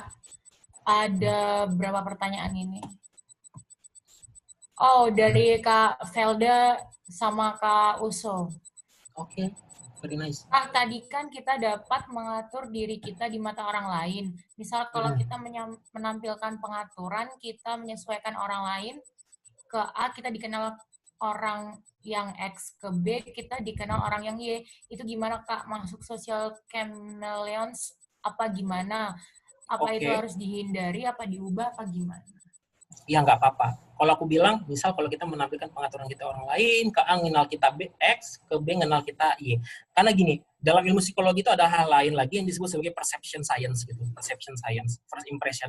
Mungkin ketika kamu mendekati orang B, kamu menunjukkan sama orang B, image yang si A itu si A deh maksudnya. Kamu dekat sama orang A atau kamu ngomong sama orang A. Image yang ditangkap orang A itu X. Kemudian ketika kamu dekat sama orang B, sebetulnya sama aja gitu loh. Approach itu sama aja gitu loh. Tapi orang B nganggap kita sebagai orang Y. Itu nggak masalah. Itu nggak masalah. Itu nggak masuk social chameleons. Itu bukan salah kamu. Itu salahnya. Itu faktor dari orang yang ngelihat kita sendiri. Dan itu nggak masalah. Itu nggak harus dihindarin sih apa segala macam. Itu nggak harus diubah apa segala macam sih kalau aku bilang. Kemudian pertanyaan kedua dari Uso, ini Velta nggak keluar audio ya, jadi nggak bisa. Gimana cara kita membedakan sedang personal branding dan kita fake? Kalau dalam teori jelas tuh definisi personal branding. Cuma ketika aplikasi ada ego atau denial yang mengatasnamakan fake sebagai personal branding. Gimana cara kita membedakan orang itu sedang melakukan personal branding, cara kita membedakan sedang personal branding. Ini gimana sih bahasanya, Sok? Oi. Bentar nih aku unmute. Gini loh, Kak. Kak dengar suara aku nggak? Oke, dengar. Ini kangen banget. Jijik. Gini. Kan tadi udah dipaparin kalau personal branding tuh gini. Terus juga nggak boleh fake, nggak boleh lie kayak gitu kan. Cuman pas kita mau nerapin itu ke diri kita untuk kita aplikasikan pada saat komunikasi sama orang lain dan sebagainya lah. Nah, itu pasti ada gimana ya? Misalkan aku sedang nunjukin ke orang aku gini gitu. Tapi gimana ya? Kadang-kadang kamu ngerasa fake gitu.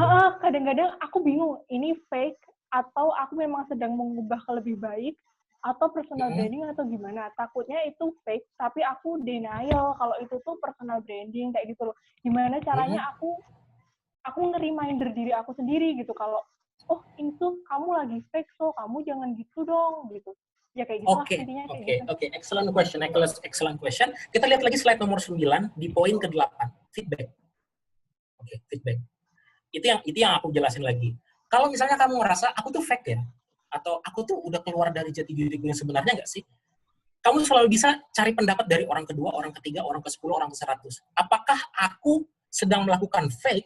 Apakah aku sedang melakukan personal branding? Maksudnya itulah pentingnya punya koneksi sosial gitu loh, untuk mempertanyakan. Karena kalau kita cuma ngandalin pikiran kita sendiri, kayak manusia itu punya limitasi dalam alam bawah sadarnya, punya batas di kapasitas mentalnya. Kadang dia ngerasa kayak mungkin yang aku bilang sih, kamu tuh lagi anxious aja atau kamu lagi ngerasa ragu aja. Bentar. Usum, maaf dipotong. Anxious apa nggak tahu artinya? Anxious, cemas. Anxious. ANXIOUS. Anxious. Wes. Ya. Kopi itu sarjana ekonomi jari gitu. Des. Ini lagi nih fans Antok nih, siapa lagi nih? Oke. Kalau aku bilang sih selalu cari feedback dari orang lain. Ketika kamu ngerasa kalau kamu tuh mulai fake, itu nggak pernah salah gitu loh. Misal kamu tanya aja sama temen, aku tuh pengen orang anggap aku sebagai gini gitu loh. Itu salah nggak sih? Kemudian ketika aku melakukan ini, itu fake nggak sih? Belum tentu gitu loh. Mungkin menurut kamu itu fake, menurut orang lain nggak fake, menurut orang lain ya sah-sah aja. Makanya penting banget punya feedback, penting banget punya second opinion. Itu pentingnya second opinion, karena itu bisa jadi referensi kamu. Apakah kamu sedang ada di track yang benar atau track yang salah. Jadi saran aku sih itu, selalu tanya feedback dari orang lain. Oke? Boleh nggak? Terima kasih Kak Anto. Pertanyaan ketiga. Aku jadi fans Kak Anto kedua. Oke, mau tanya sama Bang Andrew. Katanya jadi webinarnya di Ome TV. Kenapa jadi pindah ke Zoom? Soalnya akun aku di Ome TV udah diblokir sama Cyber Polri. Soalnya katanya sih terlalu banyak nudity. Aku nggak tahu nudity-nya di mana. Oke, thank you pertanyaannya. Aku mau tanya dong. Siapa lagi? Pending ya? Aku tanya. Aku pending ya? Ya. Aku mau nanya, aku mau ngajuin pertanyaannya Usa, boleh nggak? Oke, yes. Kan ini Ren ya. Ini kan itu apa namanya? Tadi kan nanya pendapat orang lain kan. Tapi kan pendapat orang kan beda-beda. Bisa nggak sih apa ya? Gimana nggak sih cara kita tuh menyadari kalau emang kita tuh itu salah gitu tanpa orang lain? Itulah kalau misalnya kita udah nanya pendapat orang lain terus pendapatnya nggak benar, kemudian kita lanjut ke step nomor 9, kita review lagi gitu loh. Kalau misalnya kamu udah nanya pendapat orang lain, kemudian kalian ngerasa itu salah, kemudian kamu juga ngerasa itu salah, kamu review aja lagi. Kamu mulai mempertanyakan aja lagi diri kamu sendiri. Itu salah nggak sih? Apa yang kau lakukan itu salah nggak sih? Jangan pernah ragu gitu loh untuk mereview kita sendiri. Dan kalau misalnya kita ngerasa kita ini ngerasa fake, orang lain bilang kita tuh nggak fake, dan tapi kita masih ngerasa diri kita sendiri fake. Nah, kita harus bisa, kalau aku bilang tuh bahasanya itu berdamai sama pikiran kita. Kalau kita harus mampu meyakinkan diri kita ini nggak fake gitu loh. Ini nggak fake. Kita hanya berusaha jadi orang yang lebih baik lagi. Kita berusaha menampilkan diri kita yang terbaik gitu loh di orang lain. Jadi nggak pernah ada salah situ. Nggak pernah ada salah untuk mereview diri kita sendiri lagi. Oke, Bintang, yes. Kang? Nggak apa-apa, Kak. Ini aku nggak deh. Oh, pertanyaannya tuh jadi itu ya, maksudnya tuh pertanyaan terus Kak Anto jawab. Maksudnya pertanyaan ini buat Kak Anto semua, pertanyaan ini buat itu semua gitu atau gimana? Jadi bisa saling melengkapi gitu kok, Kak. Kumaha sia wae lah. Sorry, tak kirain. Oh, enggak. Itu sih aku mau nambahin dikit aja. Ini sih tadi yang Usuk sama Riani.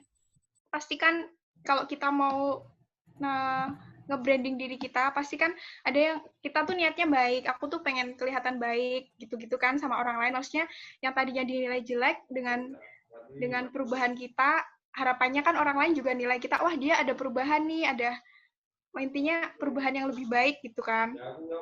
Nah, sedangkan itu kan kalau orang yang biasa aja. Tapi kan aku percaya sih sebaik-baiknya kita sama orang lain, seusaha kita sama orang lain, tetap kalau ada orang yang nggak suka tuh mungkin istilahnya tuh mungkin haters kali ya. Jadi tuh haters gonna be hate gitu. Jadi haters gonna be hate, yes. Jadi kalau untuk boleh sih kalian dengerin orang lain, tapi untuk yang membangun gitu loh. Kalau untuk yang ngedonin kalian tuh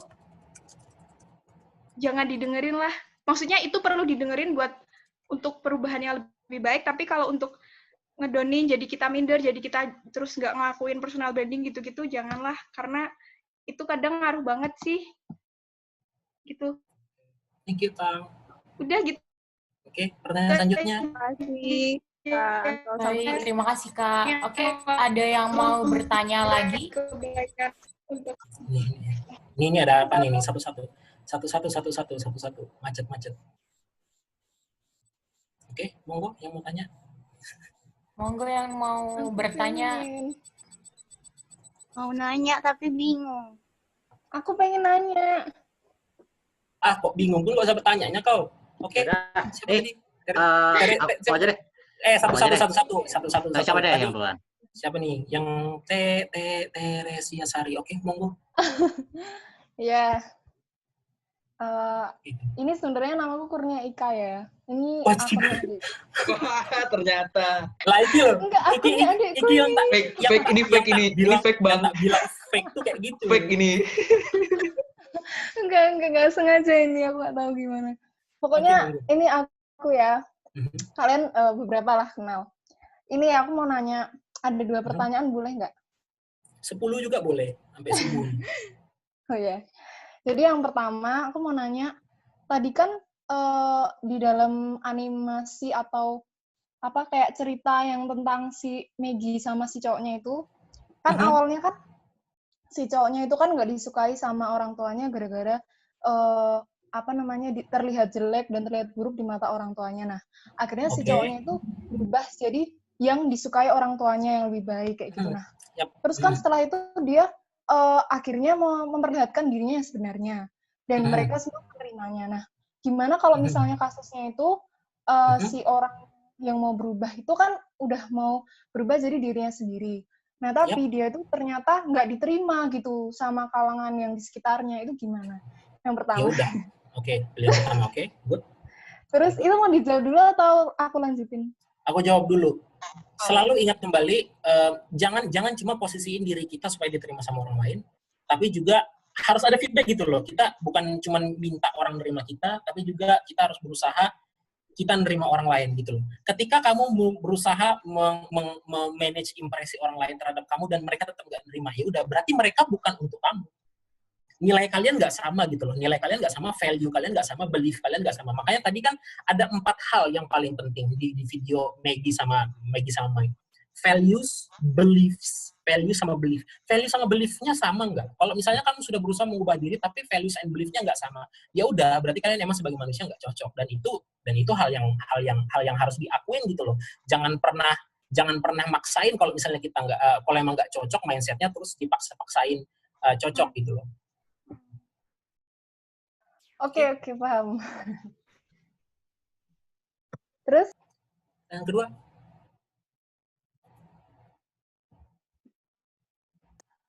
Jadi yang kedua itu,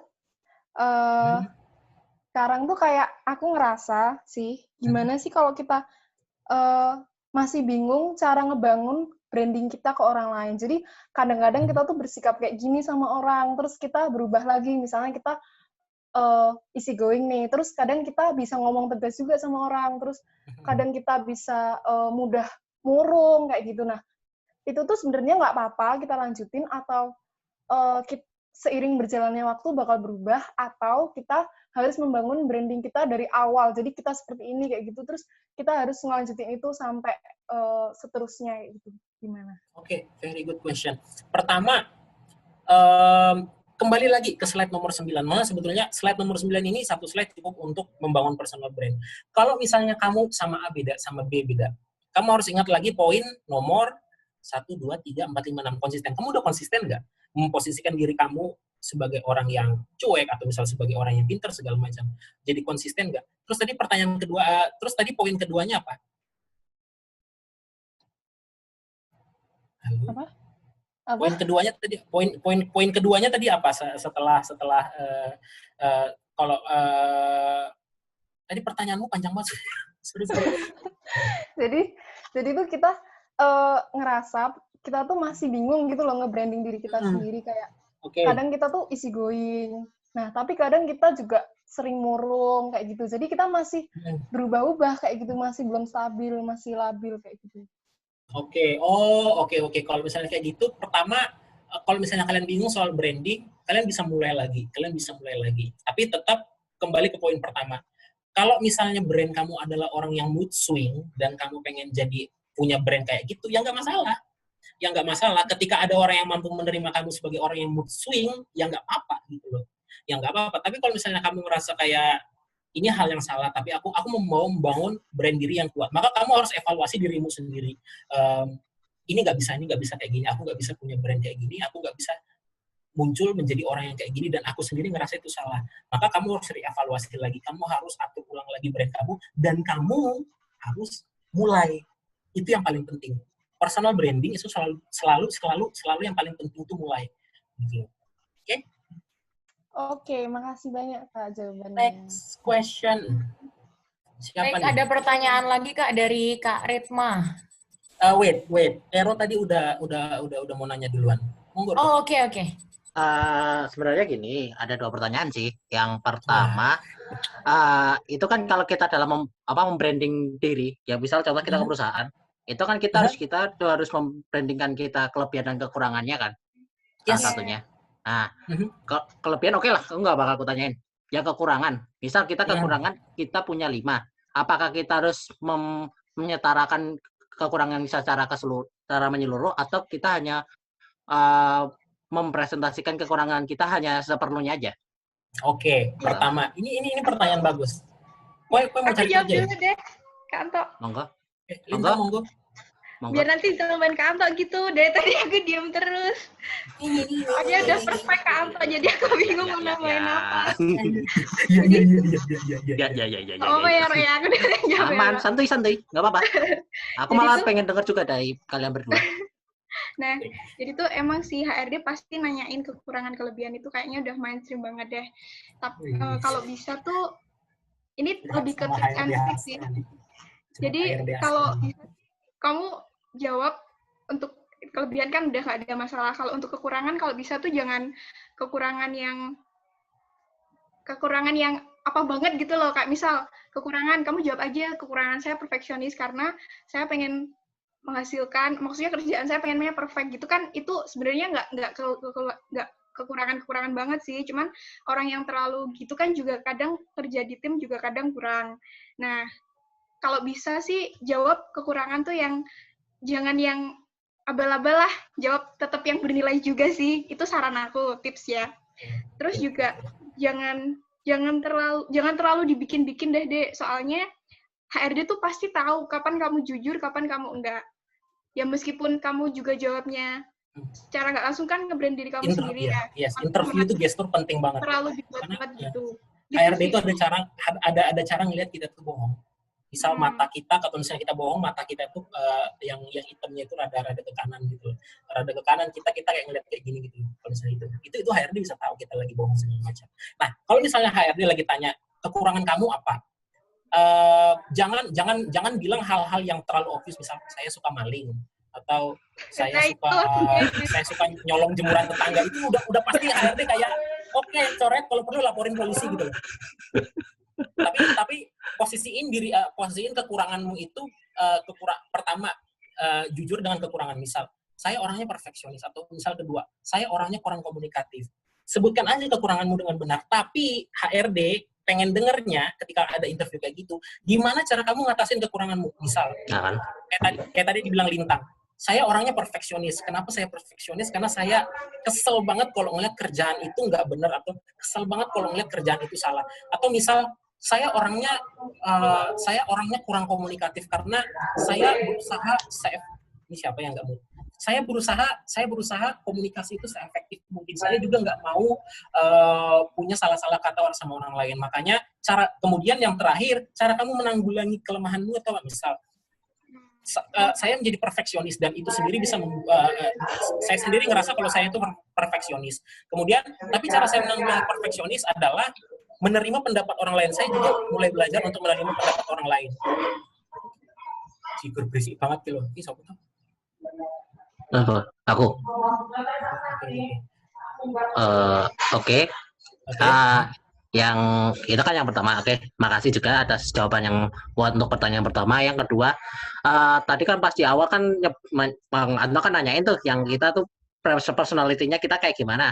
Contoh, aku orangnya itu kan straight to the point, ya. Kadang-kadang kan untuk straight to the point kan kita kan kadang-kadang mulutnya kan juga suka melintir kan, dan terlalu straight to the point kan kadang-kadang orang bakal keceplosan untuk seperti itu kan. Nah, pertanyaanku, kita lain dulu mindsetnya. Kalau kamu bilang kamu orangnya straight forward tapi omonganmu melintir, kamu berarti nggak straight forward. Oke, salah bahasa berarti. Gimana? Maksudku bukan melintir dalam artian itu, maksudku terlalu straight to the point sampai kadang-kadang bikin orang lain tersinggung tuh. Oke, berarti bukan strike, namanya strict. STRICT. Oh, strict ya. Nah, itu buat ngerem strict ke arah strictnya itu gimana? Nggak usah direm.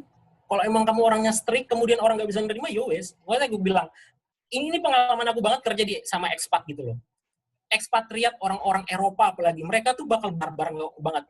Misal kayak dulu ada kemarin tuh aku baru case ada mesin aku drop gara-gara maintenance-nya nggak jalan. Mereka nggak akan segan-segan ngomong kayak why you so fucked up managing this machine gitu loh. Itu strike banget dan itu kasar banget gitu loh. Tapi ya nggak apa-apa, itu yang mindset-nya orang bule gitu loh. Mindset-nya orang bule emang kenyataannya kayak gitu. Kamu nggak usah tiba-tiba kita udah berusaha sekuat mungkin segala macam. Kalau misalnya kamu punya opini yang strict, kemudian orang lain nggak bisa menerima, ya udah. Kalau misalnya kamu ngerasa kamu nggak salah, ya udah nggak usah posisiin dirimu kayak aku minta maaf atas argumen aku segala macam. Jangan pernah.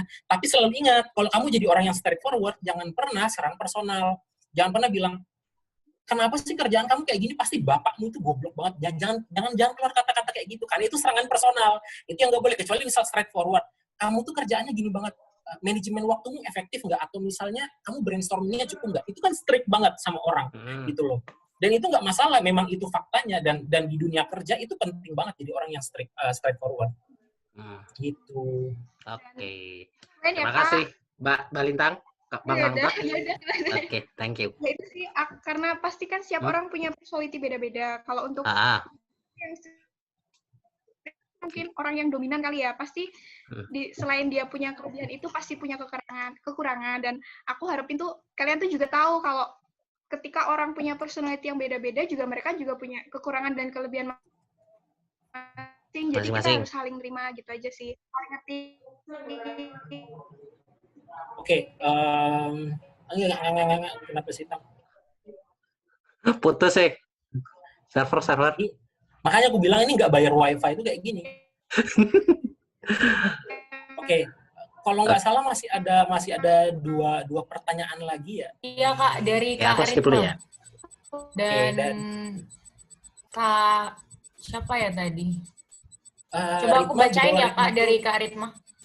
Oke. Oh iya Kak Ritma. Selamat sore Kak Lintang dan Kak Andrew. Apa kabar Kak? Semoga selalu dalam keadaan sehat walafiat. Amin. Saya Maritma. Saya mau bertanya Kak, ada tips dan trik nggak? Bagaimana caranya agar kita mampu membawa pendapat saya agar diterima orang lain? Terima kasih Kak. Aku jawab dulu dah. Kak Ampa, aku jawab dulu. Oke, monggo. Iya.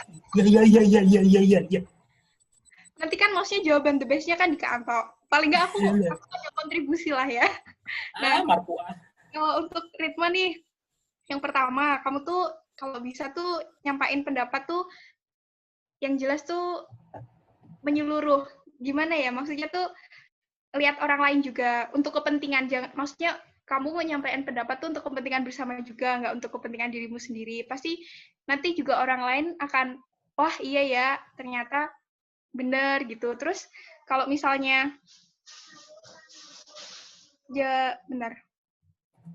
Kalau misal gitu sih, gitu aja udah. Aneh ngapain, Oi? Blank kan tadinya. Dan lanjut ke Anta dulu deh. Baik, silakan Kak. Oke. Ini sebetulnya dulu manajer aku ada ngasih datanya di sini, cuman aku nggak ketemu. Oke. Kalau pesannya dari bos aku, gimana caranya bisa membawa pendapat kita itu diterima sama orang lain? Yang pertama, ntar ini kok nggak muncul sih? Screenku hilang coy. Oke. Gimana cara kita membawa supaya pendapat kita itu diterima sama orang lain? Kalau aku, pertama, be simple.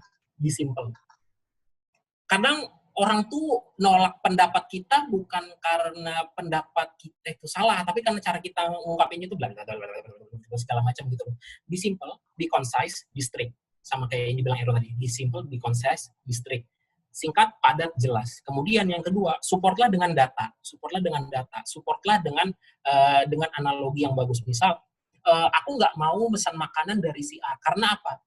Pengalaman tahun lalu itu kayak gini, harganya kayak gini, kemudian ketika kita beli kualitasnya kayak gini, segala macam. Tunjukin data gitu loh, kalau untuk meyakinkan kalau misalnya kita ke situ lagi, kualitasnya bakal jelek, harganya bakal mahal gitu loh.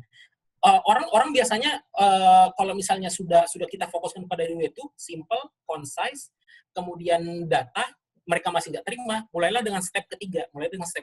Kamu harus selalu jadi orang yang continue terus gitu loh, Jadi nggak diterima hari ini pendapatnya, besok ajukan lagi, besok ada meeting, besok ajukan lagi gitu loh. Kalau misal memang udah nggak ada harapan 10 kali diajuin, mereka tetap bilang enggak gitu loh, berarti salahnya bukan di kamu lagi, kecuali memang mereka mampu memberikan counter argumen gitu loh, pendapatmu tuh salah gini apa segala macam, dan mereka berhasil buktiin salah, dan memang kamu sendiri ngerasa itu salah, oke, out of question, itu udah nggak ada apa lagi. Tapi kalau misalnya kamu ngerasa kalau sebetulnya secara logis ini adalah pendapat yang benar, dan ketika kamu tanya dengan second opinion, kamu tanya dengan orang lain, memang pendapatmu yang benar, tapi orang lain tetap nggak mau menerima, ya udah, kita agree to disagree aja. Kalau memang kita itu pendapatnya beda gitu loh, berarti memang orang itu nggak mau membuka pikirannya untuk menerima pendapat kita. Mungkin motivasinya mereka nggak kita salah segala macam. Jadi itu sih caranya. Dan kalau ujung-ujungnya pendapatmu nggak diterima, ya udah, nggak usah apa-apa. Yang penting kamu udah mengasih argumentasi yang bagus. Toh ketika mereka salah, ya itu salah mereka gitu loh. Gitu. Kemudian terakhir dari Rian Alfian di bawahnya Maritma. Bang, bisa nggak sih tujuan kita itu mempengaruhi personal branding kita, bahkan bisa jadi fake gitu karena tujuannya? Iya, bisa banget. Bisa banget. Contohnya ketika misal kalian di kerjaan, kalian tahu nih kalau misalnya kalian mau promosi atau misalnya kalian mau dapat kenaikan gaji yang bagus, kalian harus bikin bos-bos kalian harus ngebacotin bos-bos kalian segala macam, dan kalian akhirnya bisa pergi dari diri kalian sendiri. Kalian bisa jadi fake, kalian bisa jadi people pleaser. Itu bisa banget terjadi, dan kalau aku bilang itu sering banget terjadi gitu loh. Dan ketika itu terjadi ya kalau bisa aku bilang personal brandingmu sekarang jadi orang yang people pleaser. Personal brandingmu sekarang di mata-mata orang itu people pleaser gitu loh. Dan tapi kita nggak bisa bilang itu salah nggak, atau misalnya itu benar nggak. Ya nggak ada argumen yang valid soal itu.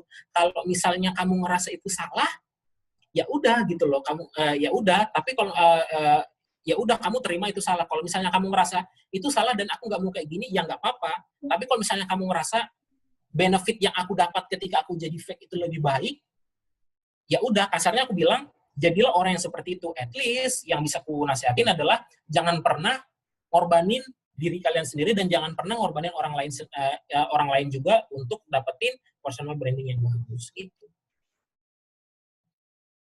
Iya sih. Oke. Main dikit deh. Kak Anto, tingkat boleh nggak? Boleh. Untuk Rian tuh, tadi kan Kak Anto bilang, misal kalau kalian tuh nge-branding diri kalian, maksudnya kalian bilang yang wah-wah gitu di depan atasan kalian, itu boleh banget. Tapi juga kerjaan kalian harus beres, jangan kalian udah ngeyakinin orang.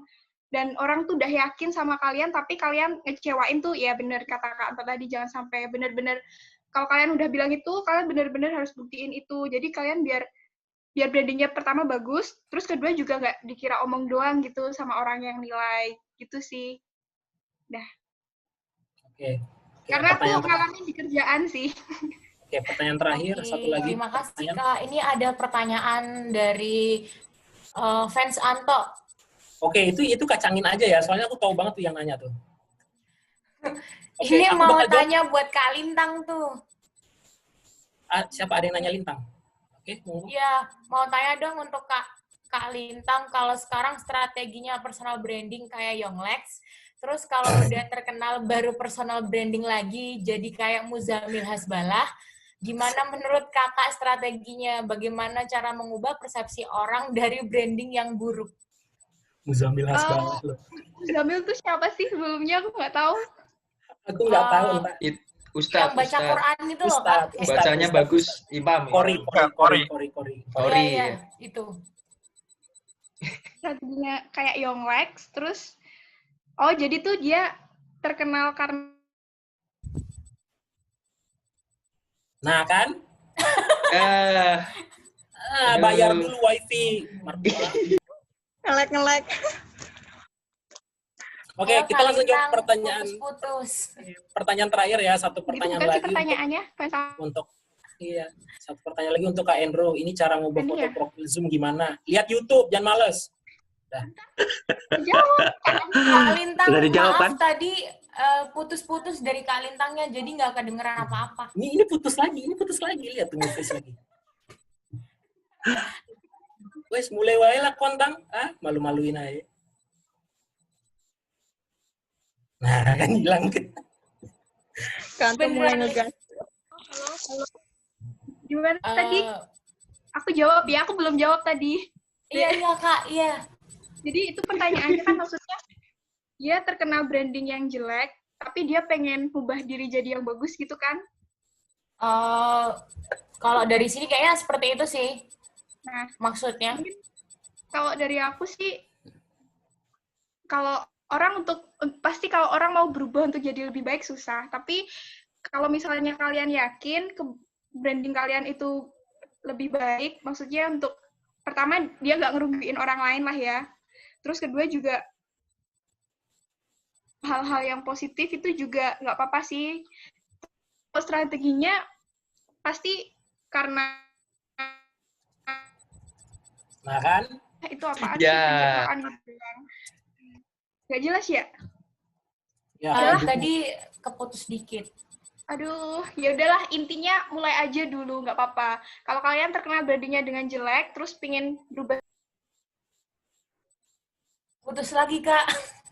Hilang sudah. Halo, Kak Lintang. Ya kita bisa asumsiin Lintang udah Sorry. udah diskon Jadi, aja ya. maafin.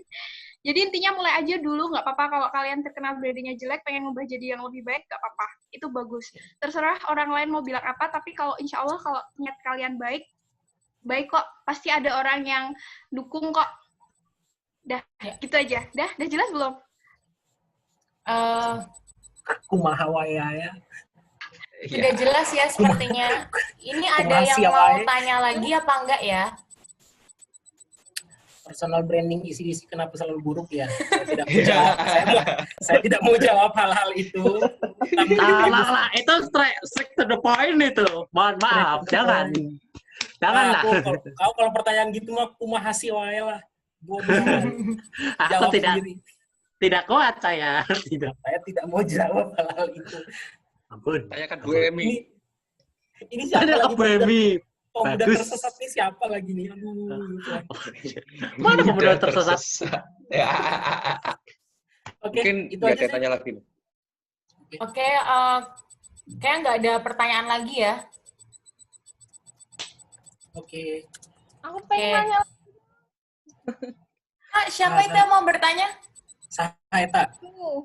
Sari. Iya. Fake, orang fake. Terakhir. Ya, Sari Kak, rekor. monggo. Ya. Jadi mau minta tips dari Kak Andrew. Apa sih yang harus kita lakuin sekarang as a mahasiswa? Gimana sih biar kita bisa sukses di dunia kerja besok? Semester berapa nih? 6. Semester 6. Sudah pernah berapa kali seminar? Ikut seminar. Sudah pernah jadi kepala departemen UKM atau himpunan? Ini CDC. Oh, good. Sudah manage berapa event? Event. Maksudnya jadi panitia kan? Jadi panitia. Udah ada 11 nggak? 11, 10, 15? Ada kayaknya. Mungkin. Ada. Nggak pernah ngitung. Kemudian, apa sih yang harus kalian lakukan sekarang supaya kalian bisa jadi brand orang baik? Aku akan kasih contoh. Dari jurusan apa? Manajemen. Gede banget tuh juga. Gede banget. Oke, aku akan approach dari sisi manajemen ya. Kamu di manajemen konsentrasinya apa? Belum. Nggak ada. Masa nggak ada konsentrasi sih manajemen? Kayaknya ada deh dulu. Misal kayak manajemen SDM, ada manajemen keuangan, ada manajemen ini. Ngambil semua, ngerasain semua, tapi skripsinya satu nanti. Wah, rombongan. Skripsinya mau ngambil apa? MSDM.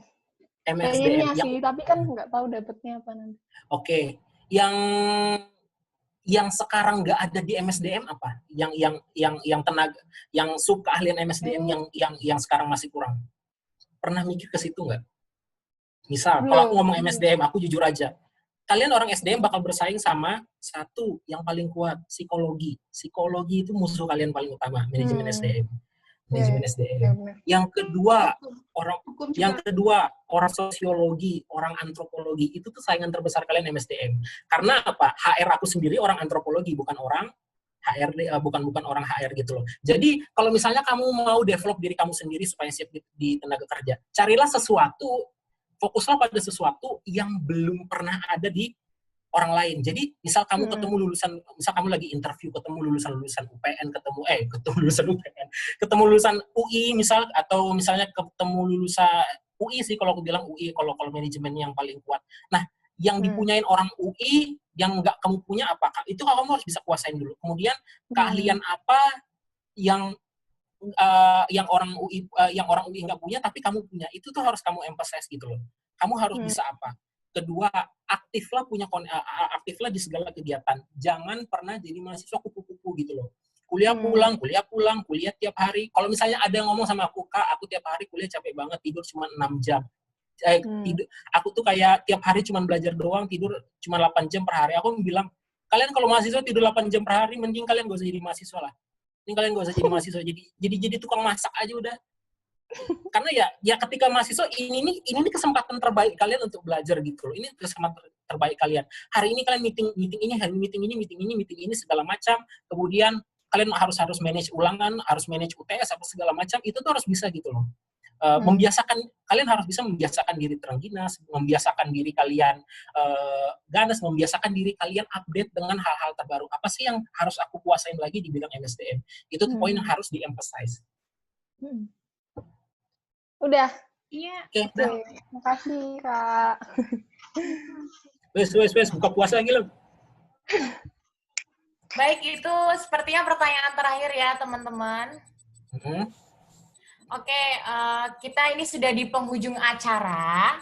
Sebelumnya saya akan membacakan ringkasan materi pada sore hari ini mengenai personal branding yang telah disampaikan oleh Kak Andrew dan Kak Lintang tadi, yaitu bagaimana agar kita bisa membuat impresi yang baik ke orang dengan berbagai cara yang tadi sudah disebutkan. Oke, terima kasih kepada teman-teman semua yang telah menyempatkan waktunya untuk turut berpartisipasi untuk hadir dalam ECDC Webinar with Alumni 2020 kali ini. Sampai jumpa di acara ECDC Webinar with Alumni selanjutnya. Selamat berbuka.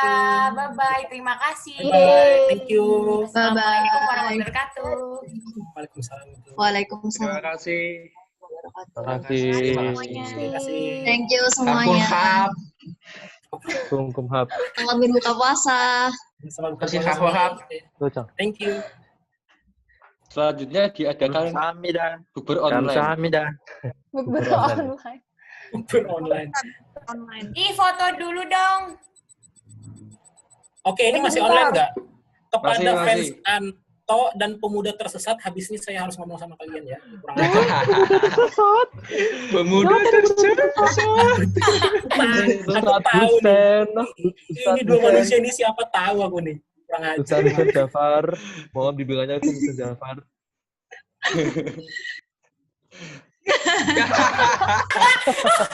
Oh iya. Astagfirullahaladzim. Iya. Aku mengabadikan dulu ambil. Tunggu kayak gini nih. Sumpah bangsat banget. Iya. Iya. Iya, 19 pada tahu ya? Enggak tahu. Fun fact. Fun fact banget. Buruan foto. Ini nih yang belum muncul wajahnya. Yang belum muncul. Ya ampun. Cok, please lah, Cok. Nggak ada akhlak semua ini. Nggak kelihatan mukanya. Kena. Fans Anto muncul woi. Siapa kamu nih?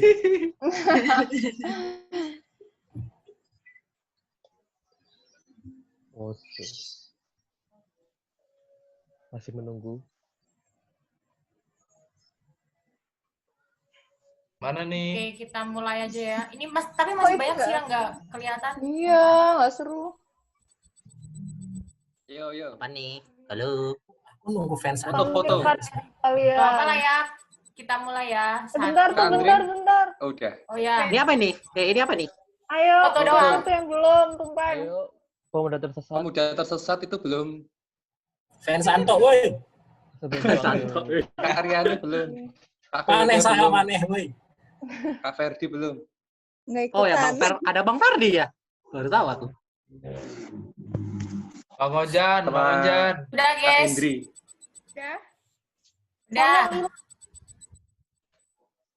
Udah apaan ini? Udah mau mulai apa udah selesai? Udah di foto. Udah di screenshot aja. Atau ping? Apa? Fake screen? Ya, sudah. Moderator. Sudah, teman. Oke. Udah bergaya nih. Ya, adik-adik semua, sukses selalu, good luck. Mbak Linta, terima belum tak kasih. balas deh. Nanti tak balas ya, nanti. Ah kan? Baru Oh cek. iya, nggak apa-apa. Wah, hujanin memang kau ini ya. Pokoknya Oh, jangan malu Bang tanya-tanya Fakri. ke kakak-kakak. Aku udah Halo, tahu Bang. ini siapa nih. Siap, Orang Linta. berkibara nih emang nih. Udah bubar buka puasa, Wak. Nggak salah, nggak penting lah itu. Halo Bang Fakri. Hamin 3. Oke Bang, sekarang materi kultum Bang. Materi kultum, Buka puasa. Kok gini? Sumpang mas, sumpang. Nah, Andrew katanya mau live Bigo. Bigo. Bigo. Saya mau lihat, Kemarin saya mau live lihat. Bigo, cuman udah Saya mau digerebek lihat. sama Polri, makanya udah nggak live Bigo lagi. Terus nih mau ngapain? Enggak tahu. Ada kultum. Online lima menit dulu hadis today apa? Today's hadis. Apa? Hadis Ya udah hari ini untuk apa hadis hari ini? Bang, kultum untuk Bang. menutup hari ini ya Akhirin satu dengan kalimat aja ya. Ingat kalau kita ini Hati-hati, semua hati-hati. ingat kalau kita ini semua hanyalah tumpukan momen yang tidak bisa menjadi komitmen. Astagfirullah, Masya Allah. Sahabat. Subhanallah. Ya Allah. Siapa nih, Cok? Ada Nur, ada Nur. Bubar, Sini. bubar. Mbak Nur. Bentar, di foto. Difoto. Ntar. Lagi lo nanti sing genah ki lo, Pak Fahri ki lo. Besok dia aja. Aing baru pulang kerja. Ntar dulu, jangan. Sekarang jadi budak korporat. Weh, kau pikir aku nggak budak korporat? Budak korporat.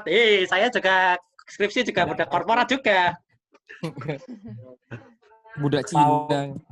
Mau profit perusahaan. Itu lebih benar sampai lagi. Budak Cina. Bagus.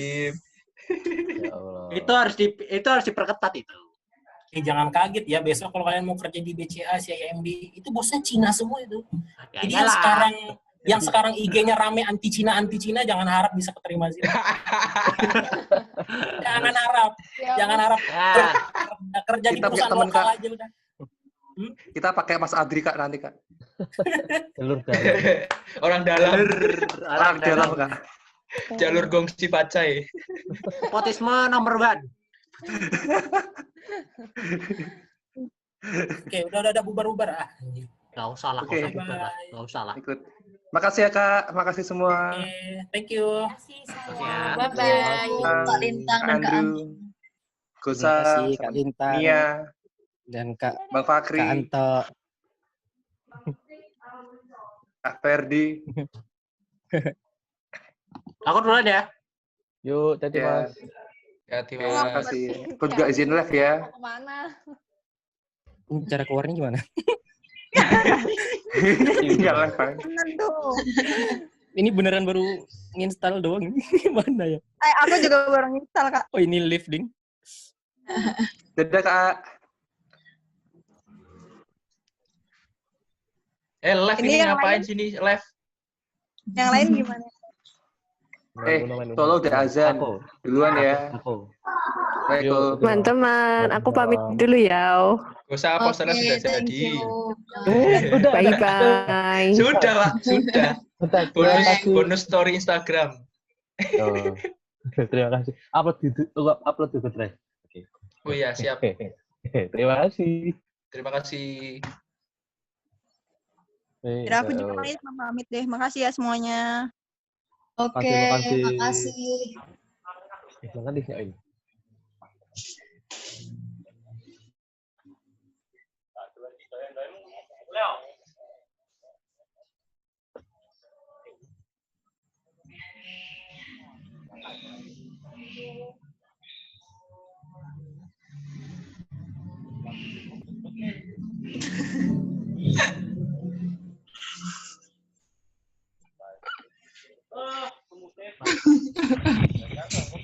Uy. Ojan. SS-in bagian nomornya ke Anto dong, terus PC-in. Fine. Emang tadi kamu Lupa nggak SS, terus aku join lagi, udah nggak bisa di-scroll up. bentar. Terima kasih Ojan.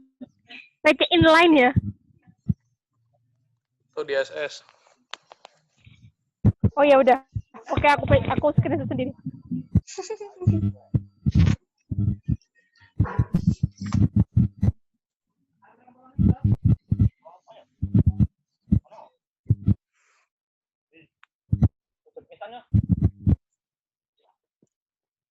Apa dengar parmu itu dari pasang juga.